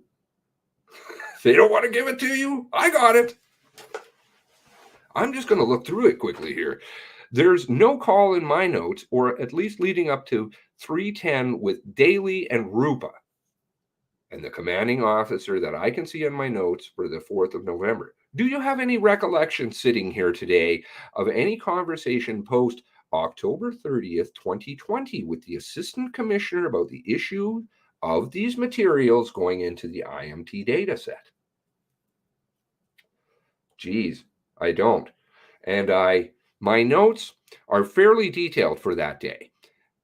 But I don't see anything in that time slot. And he mentions for the call, and it looks like the last update I have through this is Thursday at 10 o'clock as a time. And unfortunately, my notes go and end on November 4th. And I presume that they would have been the 5th. Unfortunately, I don't have my notes for the 5th here. I don't think they're up to the 4th. Yeah, I'm sorry. I don't have the date here. I believe I looked for those. To answer your question, I just don't remember 2 years ago whether we had a follow-up conversation. It certainly looks like we were trying to nail down a time that would work for everybody. But without my notes, I'm sorry, and I don't recall. Do you recall whether Assistant Commissioner was in an agreement with you that these materials needed to go to the IMT data set? Or do you have a recollection of that? No, I don't. And are you referring to Daly as opposed to Bergerman? I'm sorry. Yes. Thank you. No, I don't remember Daly raising concerns about it to me or Diamopoulos, where I was met with Diamopoulos about whether it should go in the data set. This predates John Robin. Well, predates O'Malley. So it certainly would have been Diamopoulos, more Santasuso. Zip on Santasuso. Good promotion. Who would have been overseeing the records management aspect of the issues management team were doing at the time. But for me to put that into writing, what it means is to me that someone raised concerns to me early on in at that level, meaning Santasuso, Diamopoulos, or maybe Chris Romanchuk, who is the sergeant in charge, about what we should or shouldn't, could or couldn't be putting into the data set. Couldn't. But without my notes of the date and determining whether or not that call ever took place, nothing comes to mind to me about the management of that, other than to say I had already provided what I already provided, which was SITREP notes, emails, as you can see, were all captured because it wasn't very difficult for Mr. O'Malley to, pull and disclose to you and to the materials, to me, the materials in short order. O'Malley is the current head of IMT H Strong 2. So that's the order, right? It goes Gray, Robin, O'Malley. That didn't come to me in the last day or two. That came from the holdings, now H Strong 2, previously IMT. So I'm satisfied that materials were collected and submitted. I remain concerned about the timeliness and lack of disclosure, obviously, of that material. That's obvious. Well, they're just getting shit last night. They're still getting it, by the way. And it's unfortunate. It was only received by the commission in the last couple of weeks. Well, some of it was the package came the night before. And this is on the last day, September 23rd of the hearings. We're all done here, says, there's Stanton with her sleepy, dopey voice, fucking everybody.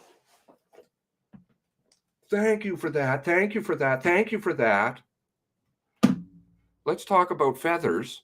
And to be clear for the record, these particular items that we're talking about, the emails, the situational report we received last night,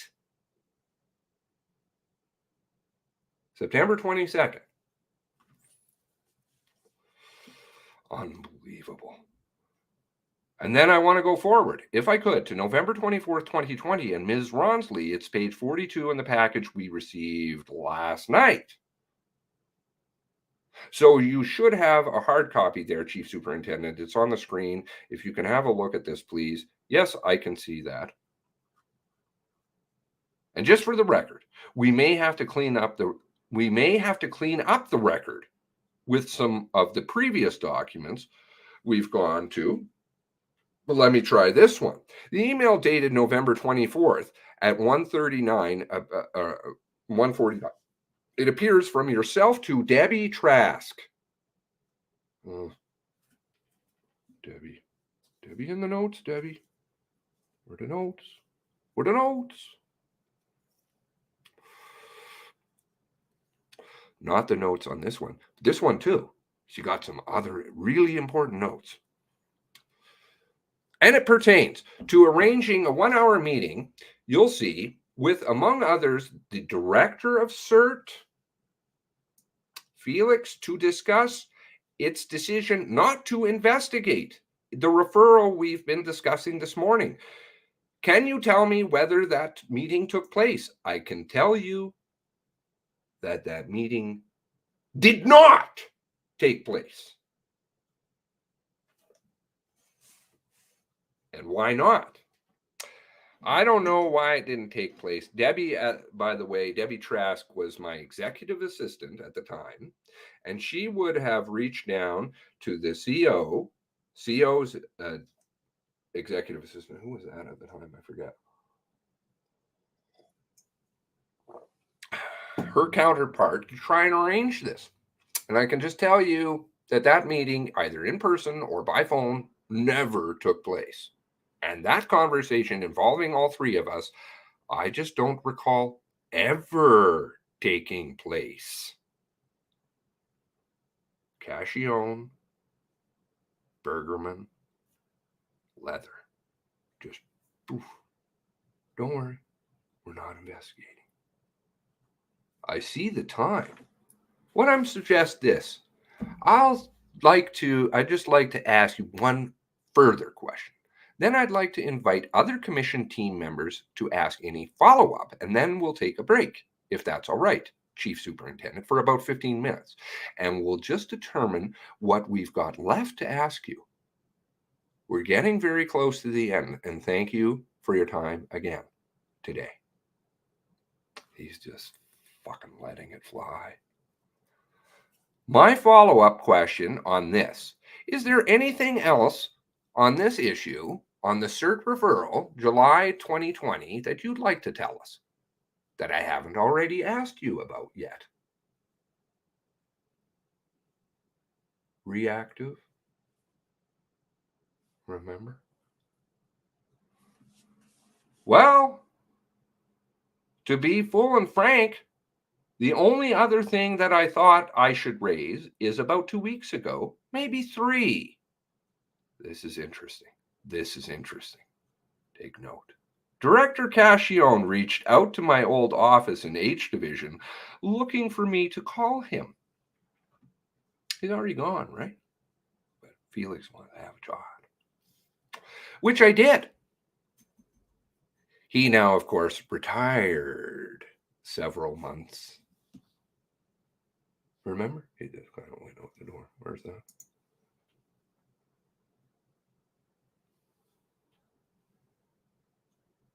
One moment.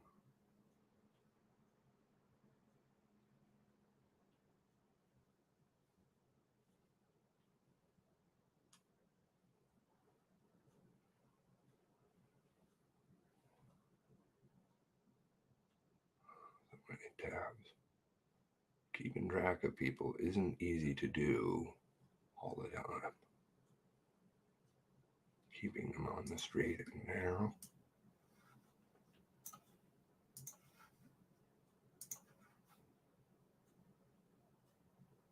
May 6th, 2022. Felix will retire at the end of May. Huh.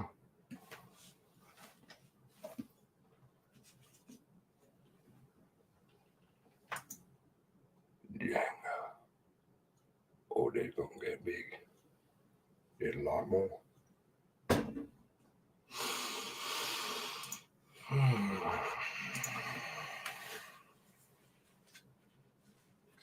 I did speak to him on the phone by phone from Ottawa, and he noted to me that he was going to be having an interview with the MCC in the coming days.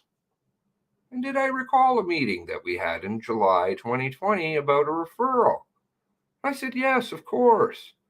And it was obvious to me that he was not recalling much about the discussion at the time because, as we can see, there were more than one in person, twice, and at least one phone call.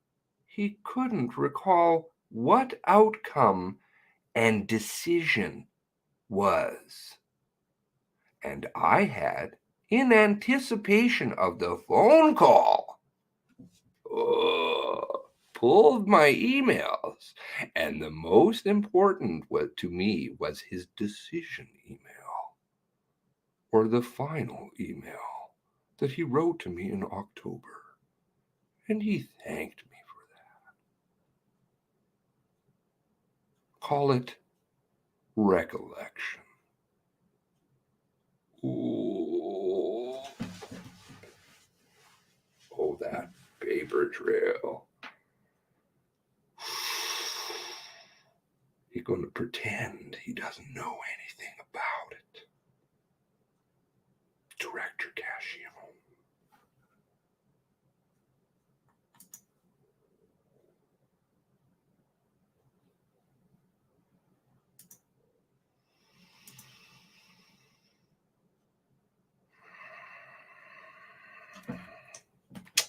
Who didn't do an investigation? Maybe. Into something that is extremely serious. I don't remember.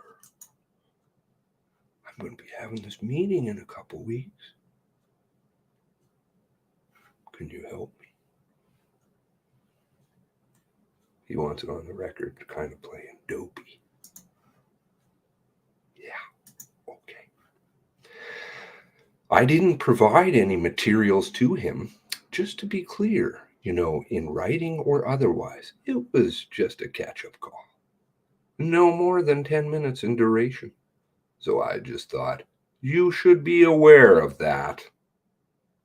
That was something he had solicited. My, I guess, assistance with, just in terms of trying to recall what it was. I don't think he has access to, I presume, his notes or logs or whatever else he may have kept. I didn't have, and I did have that conversation with him. Trying to build his defense. I am intrigued by this email that you've just put up on the screen around November 24th. I wish I had my notes here beyond November 4th. I do not. And I don't have access to them because I'm at Mr. Ertel's office, and these would be under lock and key elsewhere. What's that called? I've mentioned it a couple of times. It's a switch.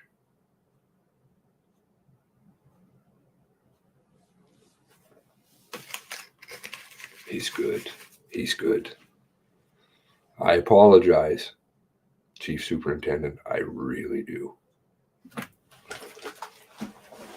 I really do.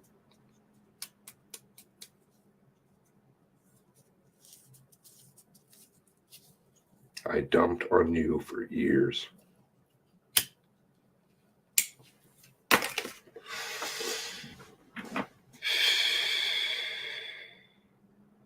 No wonder they hustled you out the door quick. A dead man switch. There you go.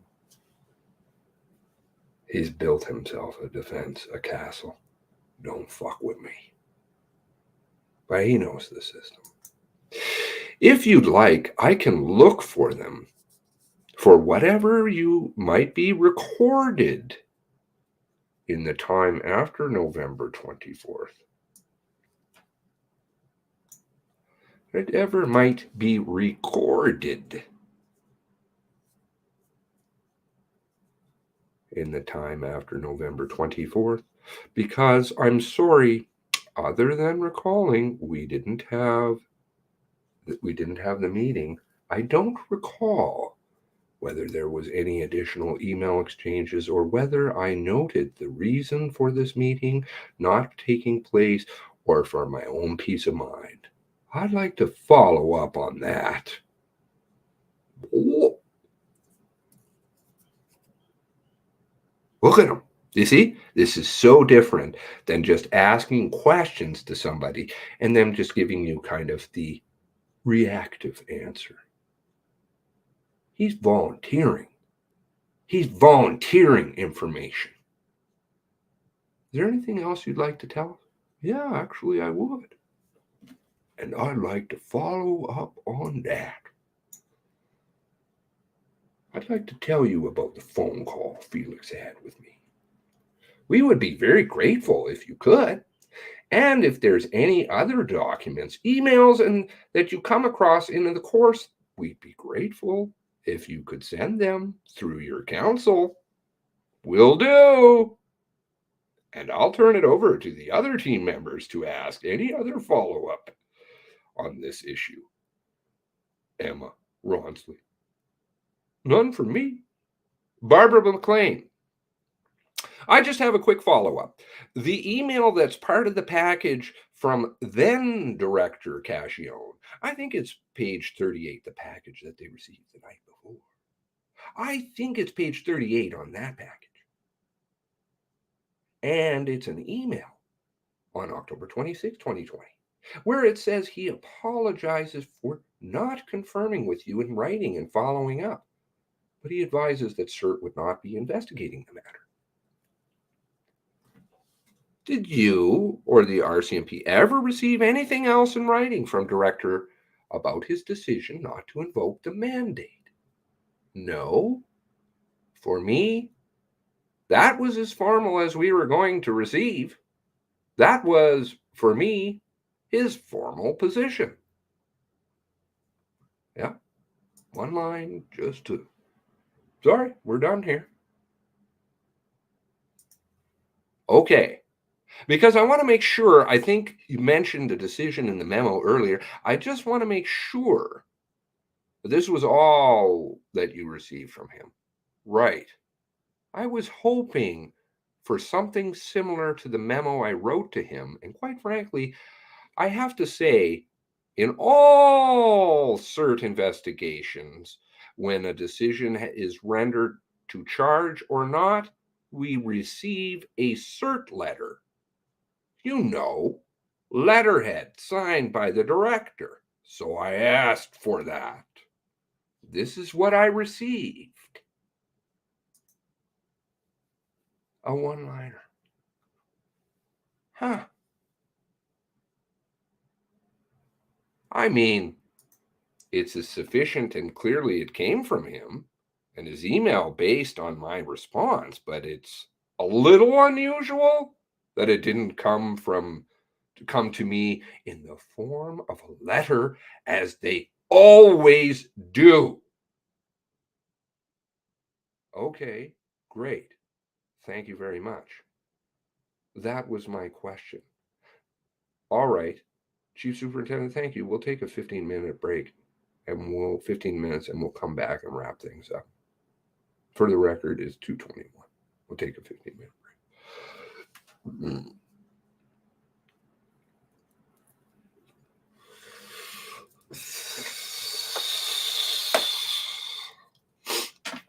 This is all this, this is a real eye opener for a lot of people about the shit that people keep. And remember the email I read a long time ago that talks about all of the things that people do that are clawing their way to the top and that they have to do. And it's sick. It's a sick, broken system that we have. People recording each other and keeping blackmail material because you have to. These people are vile. The system is totally broken. Barbara McLean. It's 2:47 Atlantic, and we're continuing the interview with Chief Superintendent Leather. Over to you, Mark. Over to you. Thank you. Just two follow-ups, Chief Superintendent, in the area that we were covering before the break. You mentioned the context of discussing what further steps could be taken by the RCMP to investigate the allegations of the July 2020 CERT referral. That certain steps would require engagement with government at the commanding officer or higher levels. Could you elaborate on what you were talking about there? Because it's just a little nothing burger story. Right. So the natural segue segue is, if you will, into the contracting partner. The provincial government would be from the commanding officer to the deputy minister, and at times the minister themselves. And by the way, I've seen mention of the minister. The minister. Depending on the course of the issue, it's not rare that the crops officer attends meetings with the government, but it almost always in the company of the commanding officer. And more often than not, it involves the commanding officer and the deputy minister. So I believe that would have been at the time. And who was his cohort that he was running his garbage through? I forget his name. He was at the SECU meeting. Wow. Sitting beside him. And that's just a traditional, it federally. Provincially, I think we're talking Wanda, who went poof, and Wanda Fletcher, and I can't remember the other person. We're talking now, this is going to wreck governments, like I said. This is just a total traditional arrangement that exists in, I want to say, all of, or at least most of the divisions across the country where we're the provincial police. Something like this, which had already involved a provincial oversight body, which reports to the Department of Justice, which we do as a provincial police force, as well as would naturally be that the commanding officer would want to take up, if they felt it was appropriate, with the deputy minister, not likely the minister. When I was referring to the government, that's what I meant. Where are these fucking people? These people need to all come back now. All of them. I'm going to come at it from all kinds of different levels. The one that actually specifically deals with the July 2020 CERT referral, the sit rep report, I'm going to come at that and break that down, but also from the bigger picture, this broken system, because that's the way it's all got to be cleaned up. More specifically, that link that already exists, or the most serious, call it strategic issues, but in this sense, the most serious of issues could have been involved myself and for the purpose of briefing the deputy minister, or perhaps the assistant deputy minister, as well as the associate deputy minister, but would have to be initiated and led by the commanding officer, Bergman, given the heights to which it would have gone, and the fact that CERT had already become engaged and taken a decision, it did. Was there any discussion that you were part of asking the minister to lead or direct the investigation to take place into those allegations? I was not part of, nor am I aware of any such discussions between the commanding officer, Bergerman, and the Department of Justice. Yeah, it would have been Fury at that point, provincially, and the associate deputy minister or minister, for that matter, at the time.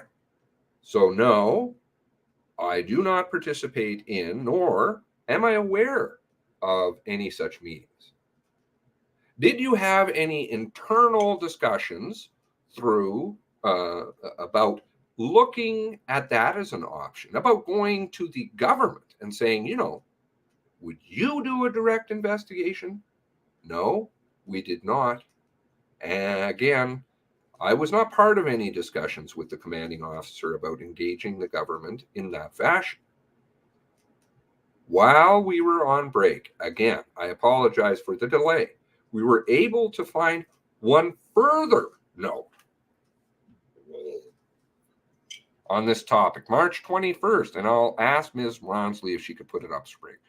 Perhaps Zoom a little bit, and you could, if you could, COM 59975, page 3. Have I read this?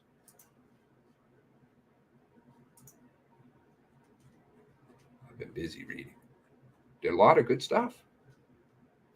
A lot of spice. Lots of material for videos.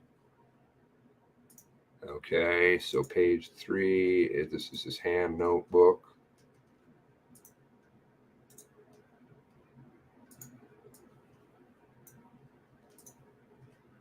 One moment.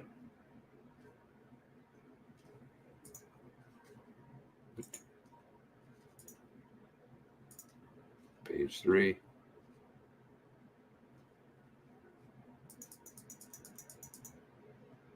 All right, so what does it say? As you can, it's March 22nd, 2021. Does that ring any bells? Yes, it does. Tell us about that. I recall a meeting with Superintendent John Robin when he came into his position. And certainly the timeline here, well, interesting choice of word, marries up that he arrived. He arrived on the ground in H Division in about January 2021 to take up IMT, later H Strong 2, position that Chief Superintendent O'Malley currently resides.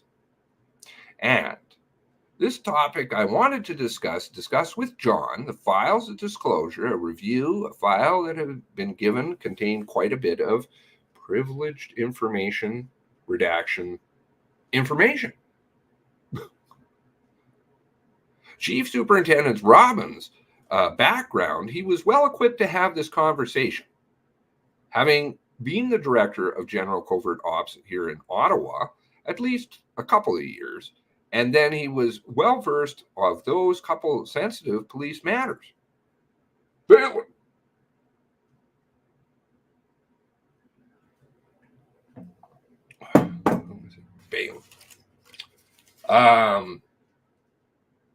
And is on sensitive policing matters, but more specifically because of the position that he was now in, it would be John in his position who would take that with the Department of Justice counsel for discussions around disclosure, vetting, management of information into the IMT database.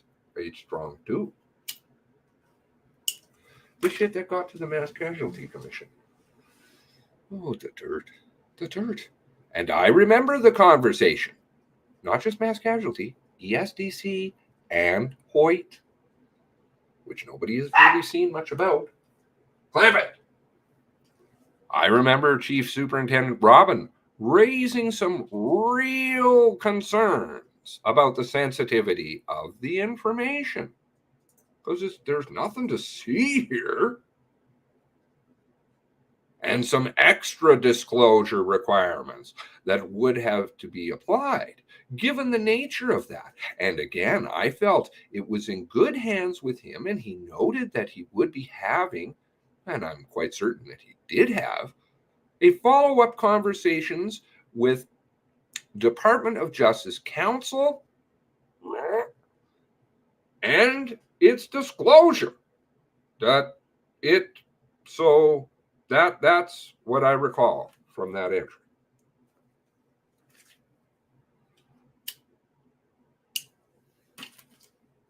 Who was Director Covert Ops at the time, though?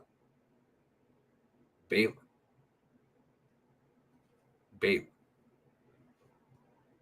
Nobody wants to touch Balin with a 10-foot pole. Nobody want to touch anything. I say, fuck. The notion would, I suggest, which is funny. I was going to be following up with him. It doesn't necessarily mean that meeting occurred at that date and time. It's impossible to tell, given the vetting on the page. Okay. Right? Because this is what they give you.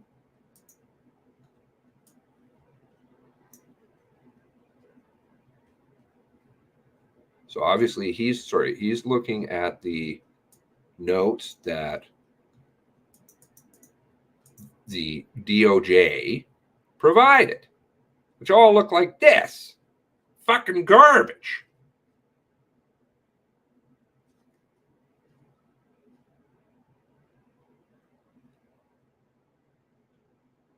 Oh, but there's the, oh, but that's nothing.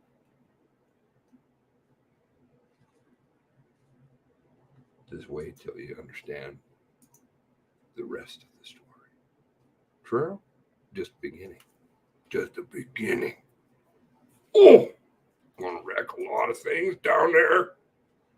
The notation I would suggest I'm going to be following up with him. It doesn't necessarily mean that I'm meaning that meeting occurred at that date and time. It's impossible to tell given the vetting of the page, but that's what I recall from a meeting that he and I had. It was just the two of us in my office around that time. And do you recall any subsequent discussions with John Robin on this issue past March 2021? Well, going on a long time now, isn't it? I mean, it's been dismissed by Felix summarily. One-liner. We're done here. That notation. Do you recall any further discussion? Sorry. I do. I mean, John, of course, I don't think was in the chair for too much longer. Oh, that video. Bad fucking day. I can't remember at the top of my head when his tenure ended. I want to say summer 2021. I could be wrong. Maybe fall. I don't know. Of us have. I only remember us having that one conversation around it. Okay. Before I move on to some other communications with CERT and on other matters, I'll just ask if any other of the team members have follow-up before we move on. Not for me. Where the fuck is John Robbins' interviews? Everybody's got to come back. He never even came. He, Butcher, none of them. What the fuck? Santa Suso? Hello? Hello?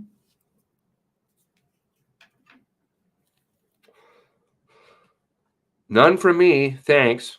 Thanks, Mark. Oh. Uh-oh. Oh. Privileged information. An entire page. Oh.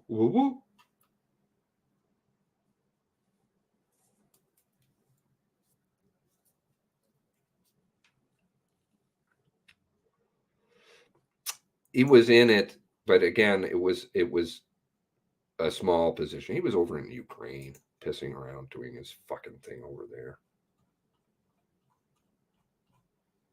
Not to say that he doesn't know things. He does. You want to know more? Go after Balin. Balin. Well, one big redaction. One whole fucking page. They've decided you can't see. This one is not DOJ.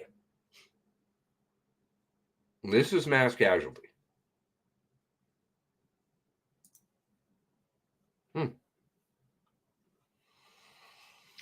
Okay. Do you recall in January 2021, moving along from that, whatever that was, the RCMP, specifically the Hoyt team, received a copy of use of force of report prepared by CERT? No, I don't recall that. All right. Were you aware that the Hoyt team prepared a memo on that report? criticizing it, and subsequently met with the director of CERT to discuss that memo. This is Angela and McLaughlin, and who's their overseer? And Robin, who was the top of it. No, I'm not. And please keep in mind that Hoyt throughout has directly or either is reported directly or either John Robin or later O'Malley. IMT, H strong 2, dirty. In my opinion, very dirty. In terms of, direction and feedback, with the idea to the position, similar to the position that it's being conducted external to the division, by BC, British Columbia members, McLaughlin and Howerluck. Angela. Oh, Jesus. I just said their names. Anyway, and that video I did, the video I did on the Hoyt shit, some of you may have been there for the day I did the video on that. They banned it right away. Like, right away. It got banned. Nice.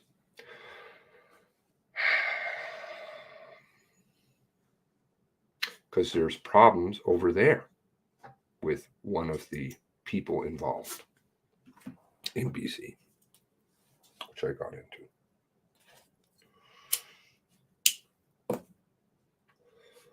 Specifically McLaughlin. Hello.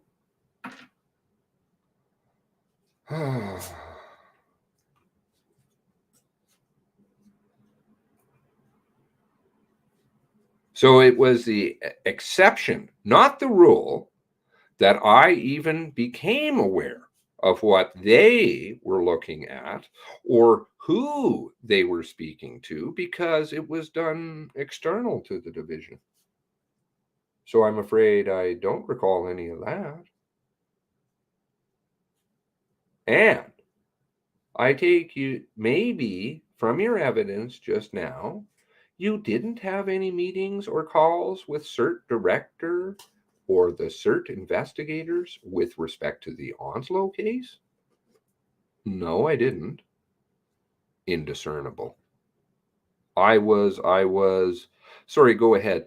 Sorry, I did participate in a meeting, and I do recall, and I recall giving this in my testimony as well at the MCC proper, meaning his verbal oral testimony, where the director had asked to meet with an EMO, emergency management official, Glenn Byrne from OCC, John Robin, Darren Campbell. That's in his notes. The meeting took place at our headquarters, and the issue of the topic of the discussion was around the radio transmissions. And radio transmissions not being heard because they were obstructed because of the volume of the transmissions.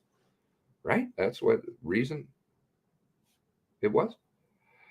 But then there was also a conversation about the interference, or not that the hard body armor may have been playing in some of the transmission that were being made, the material that it was made out of. The hard body armor interfered with the, where's that?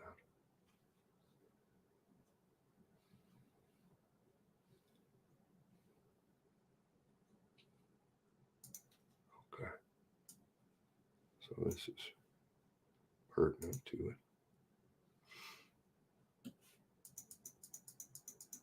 Todd Brown to CERT. Onslow report. Hello, my name is Todd Brown. I'm with the Public Safety and Field Communications Division.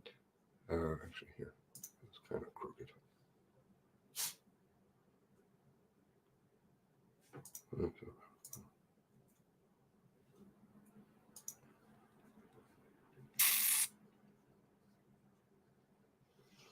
Government Service Branch, SNSIS. My email in regards to your report, your office released this week the incident of the shots fired at the Onslow Fire Hall. By way of background, our office manages the TMR2 with its service provider, Bell Mobility, on behalf of the public sector users. The RCMP is a user of this system. We were a little surprised that CERT did not contact us for information related to the investigation. And I said, what? What kind of fucking investigation did you do?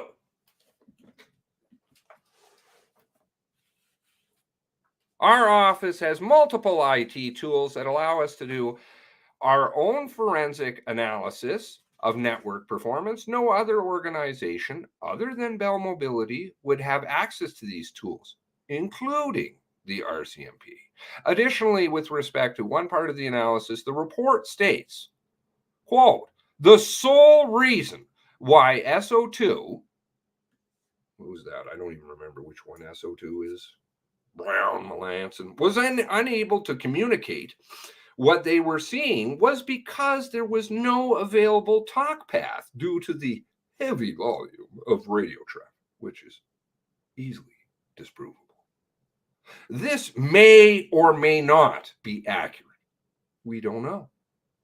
There are multiple things that could affect whether or not the officers could get a channel. Just a couple examples to illustrate whether or not mostly RCMP users of the site servicing Onslow were properly trained. Improperly trained users can consume limited network capacity, blah, blah, blah. What kind of vests the officers were using? Depending on the material, this can affect the channel. I don't know about that kind of horse shit, but our office would be happy to answer any questions you may have in regards to anything to do with the TMR2. Well, I'd like to ask where the GPS is for the TMR2 because they have it. Well, we don't do that. Hello. We were a little surprised that CERT did not contact us, but we had written the report. We'd conducted the investigation. But you hadn't contacted them? Okay. Sounds thorough. It sounds like the other investigation into the sit rep.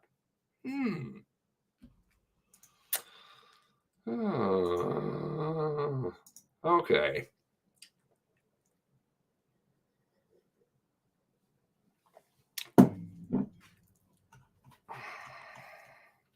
So, for lack of a better term, it was a technical meeting, a technical conversation where the CERT director, and he was being brought, he also brought one of his investigators.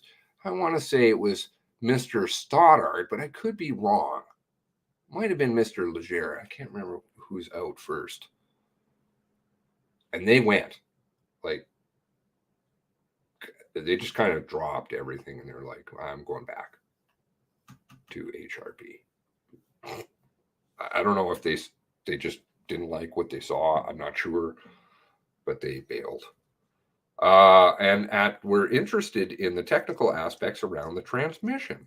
And the EMO rep that was someone in expertise in radio systems, I think it was Gallant from IMIT, who was there. I believe he gave testimony. So it was a technical meeting in nature. I invited him to come along, really a participant more than observer at the meeting, and I think it was about 45 minutes in duration, and it was organized by Mr. Robin.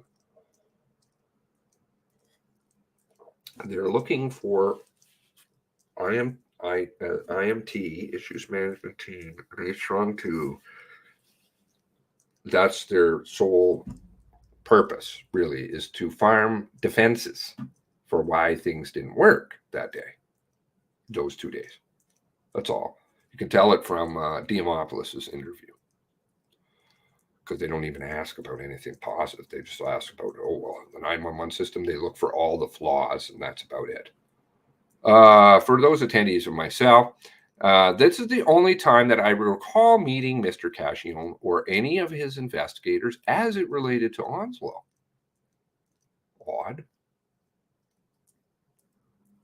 wouldn't you say? To come and just do the crops officer, that's the only time you're going to talk to the crops officer. Number two, the guy who was in charge that day, you only meet with him to talk about vests because Robin was looking for some kind of fucking excuse. And we have that meeting in March 2021, which they didn't even ask. They just wrote the report. March 2021 and said bonging out because of overload? Bullshit. CERT report was published after. Is that the record, your recollection? After the CERT report was published. So he doesn't even meet with him beforehand. Doesn't meet with Chris Leather, crops officer, Felix. No. Yes. And just a couple of follow-ups on that we have. And I'll just do that. Mr. Ronsley, bring up Chief Superintendent Robin's notes. And it looks like blah, blah, blah. Zoom in a little bit. I want to confirm. If this was your memory, it looks like Director of CERT was there, Scott Johnson.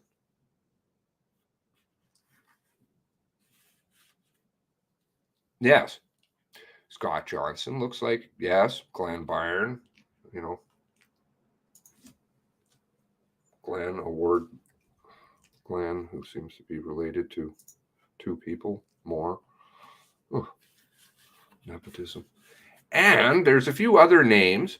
The next, Todd Brown. It's not clear why he was there, or because you'll later see in a moment, there's a long email from him, the one I just showed you, pasted into Chief Superintendent Robin's notebook. Do you recall who he was, or whether he was at the meeting? I don't think he was. I think there was some discussion about an email that he had drafted. I remember Scott Johnson. I think he was EMO rep there. Could be wrong. Sean Auld. Sean Auld is a player for sure. He's an inspector criminal ops. He's noted there as well. But as best as you can recall, Todd Brown wasn't there. I don't believe he was. Maybe we could go to the next page and just confirm. You'll see email pasted in there. I don't know if you can rotate that. Okay, whatever. Okay, so for my recollection, wasn't terrible. It's about volumes of transmissions, and it's a technical conversation. I don't believe Mr. Brown was present, but his email, as I recall, was certainly front and center in terms of the conversation. And I believe his concern was more to do with CERT and the director not engaging him appropriately during the course of his review or investigation. So, are you getting, a theme with CERT? Seems to be a real running theme. They're not conducting investigations at all. I wonder if that's part of the Jenga of Felix. July 10, going to come back at you. September 23rd. That's going to be another bad day. And what was the role of the RCMP at this meeting? Why were you there? We're, of course, interested in knowing whether there was, in terms, if there was a system issue or technically or mechanically we need to be aware of so it can be addressed, what would inevitably be a higher volume transmission events. Only makes sense that we would become aware of that as soon as possible to discuss it. Now,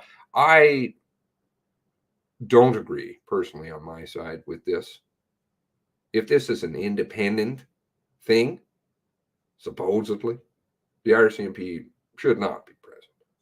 Somebody can write a report and say, listen, your shit doesn't work over there. Here you go. But you can't have them involved in the room. Period. Like Robin. Period. You just can't have them. That's not arm's length. It's not independent, just like having RCMP investigators in CERT is not independent. It seemed to come out during the course of the Onslow Fire Hall the investigation that there was something that Felix thought he should bring to our attention. And Darren Campbell was there. So Felix wanted it. Darren Campbell was there because of his support services, which include OCC rolled up underneath him. Glenn Byrne liked to carry his award. And of course, is where calls are dispatched and transmissions are received. So OCC would be the natural touch point for the division and for the RCMP. John Robin, because he oversees the Hoyt investigation. You see the independence going on here? I just feel so comforted.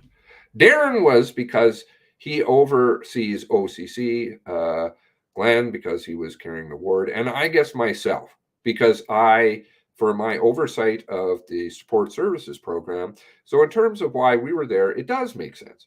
Bit of an unusual meeting, but the timing makes more sense to me too, because the investigation was complete. True, that's true. But he didn't even speak to the person who could answer questions. Excuse me. And this is something that could have come up, I guess, during the course of looking at, well, March 5th, the date of the emails. So Felix wanted us, I guess, to be aware of the potential technical issue. True. So I'm going to walk back a little bit on what I said. Because if the investigation is complete, fair enough. Like, it's done. But he didn't do the investigation. That's what's apparent. So I think that brings us to the end, Chief Superintendent. I'm going to go to my colleagues. Any follow-up questions of anything that asked? I don't. Thank you, Chief Superintendent. Is there anything else that you would like to add that we have not covered today? You know, how many times do people add stuff really throughout this thing? No, fine. Send me home. Good. Okay. Let's see.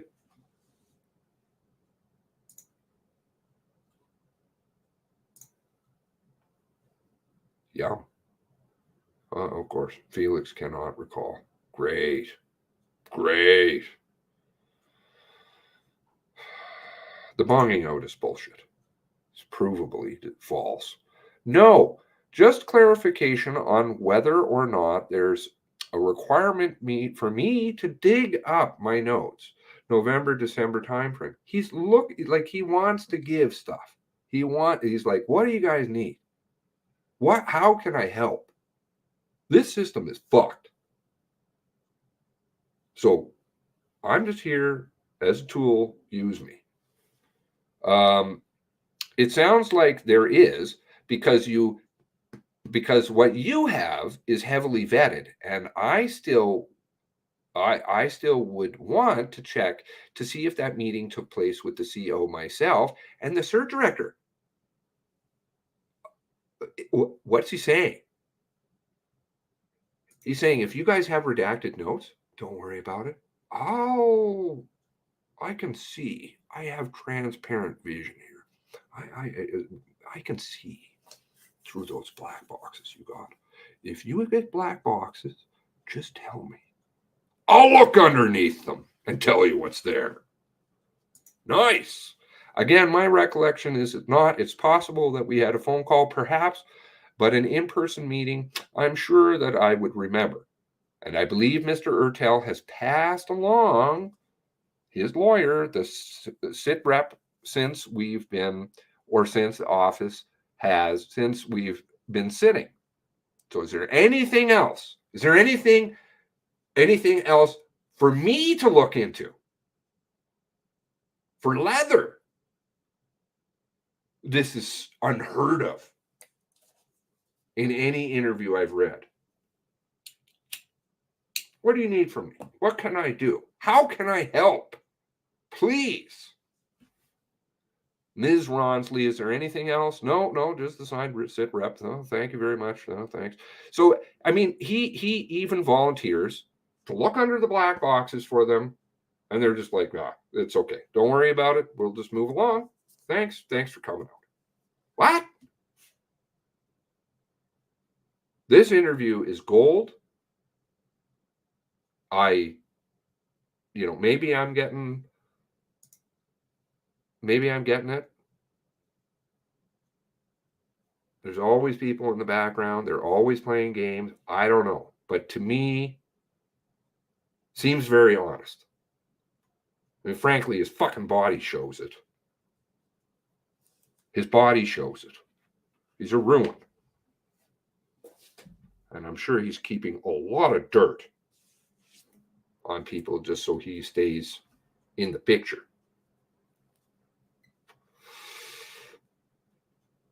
And then the MCC tells the government they don't want any more documents.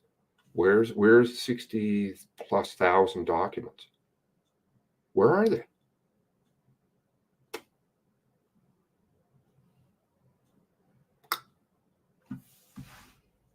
Missing? How many of those people in the MCC you think know? And more importantly, what about the media? Interesting series of tweets. They all know stuff. Even other media that maybe not mainstream. They all know the shit. Because they get access to documents that you and I don't. And they get it in advance. Videos, things like that. And yet they don't report on things for over a month. Oh, what was it?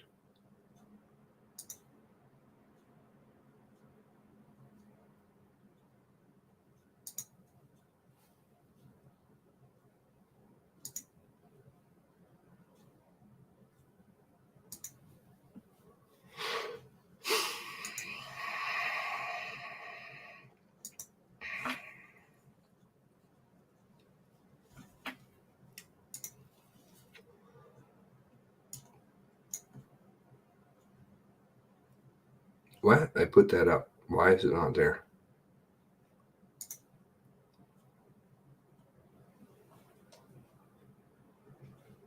Okay, whatever. Fuck you then.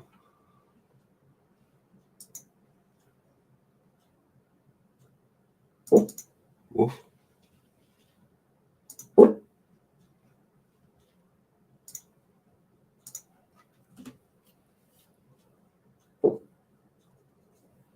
Report number 2. Oh, October 28th.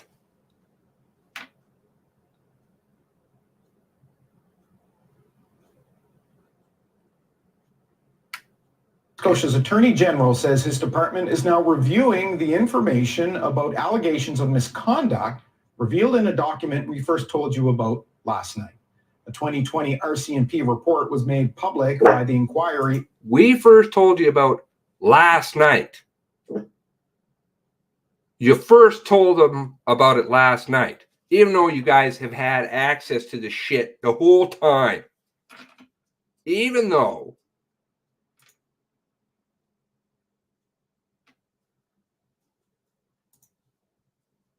Where? 1 minute.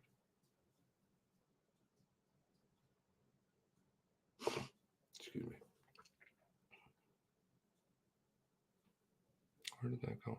Oh, probably here. Jesus. And I did it on live streams, most of them. What the fuck, man? September 23rd. That's over a month ago. Heidi, to your personal fucking Twitter account. Wasn't like I didn't tell anybody else either. It wasn't like it was on live stream. I told every fucking media outlet around on September 23rd. And this is what you say? We first told you about it last night. Well, you guys are fucking late to the game. You always are. All of you. Are you just cleaning up my garbage? Is it because I bring it to the table and then you shit your pants? And then you're like, oh, okay, well, we better talk about it now. Maybe it's gonna fucking be relevant. You fucking losers. I'm sorry. I don't mean to get upset, but it just pisses me right off. This entire time, it's always just Johnny come latelys. The whole fucking time.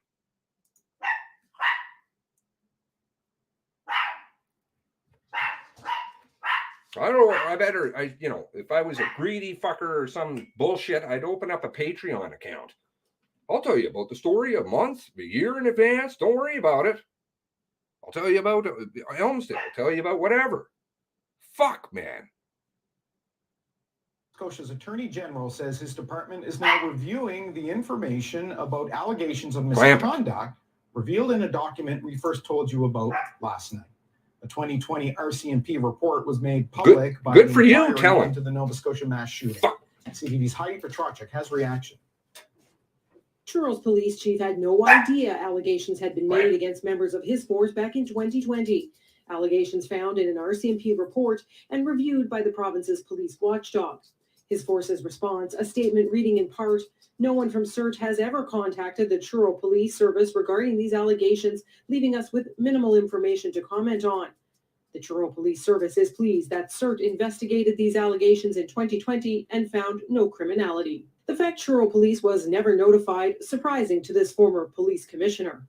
As a police chief, I would want to know they're looking at it for sure, because something could come out. That's their job, is to investigate. I'd be very concerned if I hadn't been made aware. The July 2020 report details accusations against a municipal police force of, quote, serious criminal behavior and Police Act violations. The heavily redacted document released by the Mass Casualty Commission, the allegations not related to the mass shooting. For some reason, we're not being allowed to know even the most basic details of what it's about. And lawyer Michael Scott is concerned evidence it's not related? offers Are you contradictory sure? explanations of why CERT only reviewed the matter instead of conducting a formal investigation. There's some suggestion that the referral to CERT was refused on the basis of a lack of resources. There appears to be another account where it suggested that CERT decided not to take it on for some other reason. That other reason, apparent tensions between the RCMP and municipal forces in Nova Scotia. The head of CERT at the time, Felix Cacchillon, told the inquiry in an interview in September he didn't pursue the matter further because, quote, the report was secondhand. This was, two parties that didn't get along together. Adding, it all didn't smell right to me and I didn't want to get into it. In a statement, the province's Attorney General says he's asked the Department of Justice to look into this.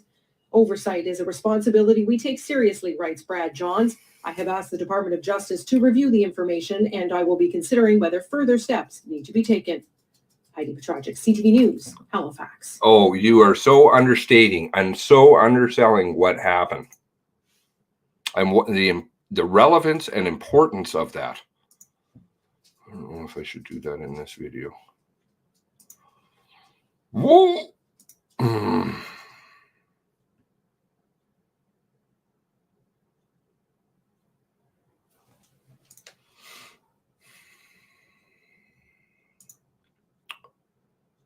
Because the answers are there if you look.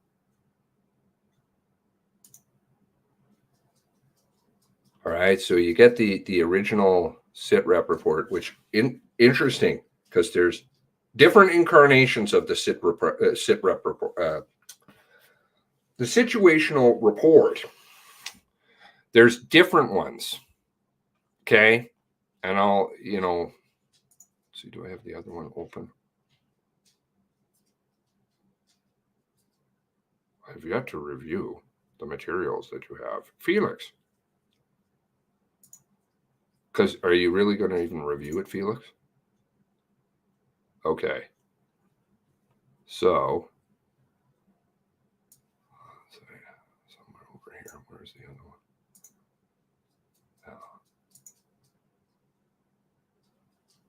that's the update. Now, I don't know if I brought that up in.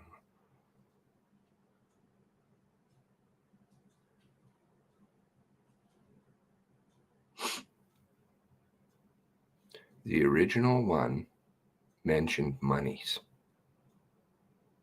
Okay. The original SITREP report.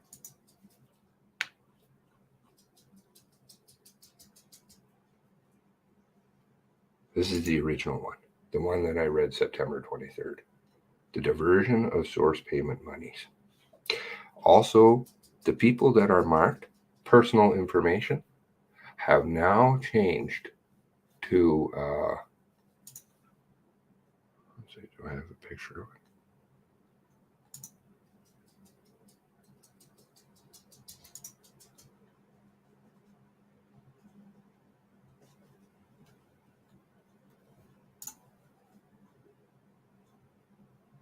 It's a small difference, but it's a big one because something is firing around in the background about it. Give me one moment, see if I can find it here.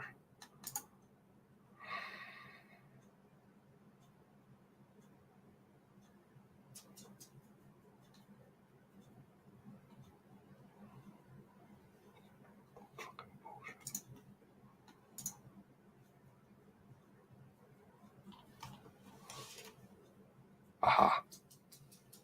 Okay. So this appears to be the latest version. See if you can see a difference. During the review process, 2 persons, irrelevant personal information, came forward, provided information alleging serious criminal behaviors committed by irrelevant personal. The information relates to irrelevant having a sexual relationship with what? Privileged, as well as the diversion of money to pay blank. The information was received from irrelevant, predatory, irrelevant, privileged information. Ah.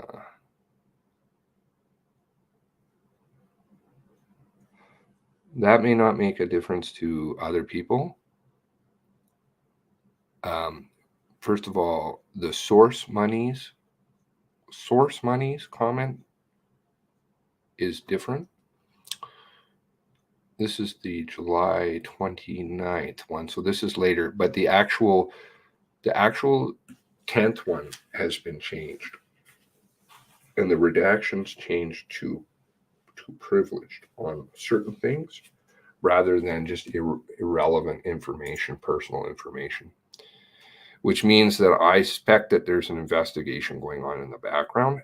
Additionally, I believe it's a clue into the fact when you're talking about source monies, I think we're talking about somebody who is undercover. And the mention of extortion, which was in the video the other day. All right. To not drag this on video on longer, there was 2 other things I wanted to get into. So I'll make a new video now, which is the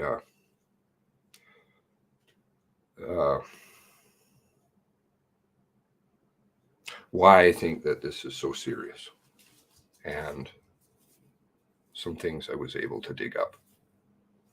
So I'll stop now and bid you adieu. And I'll start a new video and perhaps provide some more insight to what does this report specifically discuss? Because I like to have things on the record. I mean, fuck, what was it yesterday? Something I was sending to Todd, and I sent it in an email to somebody else, and then they discussed it. In the media later in the day. So I like to try and be on top of things. But some more information specifically about what does this serious, very serious nature report entail? Okay. Why is it sending off such a stir that it would go national, that we're talking political? Hello, oh dear. I can play the rest of the news clip. It's relating to Martin and Associates and which has some interesting people that work there. But that's all for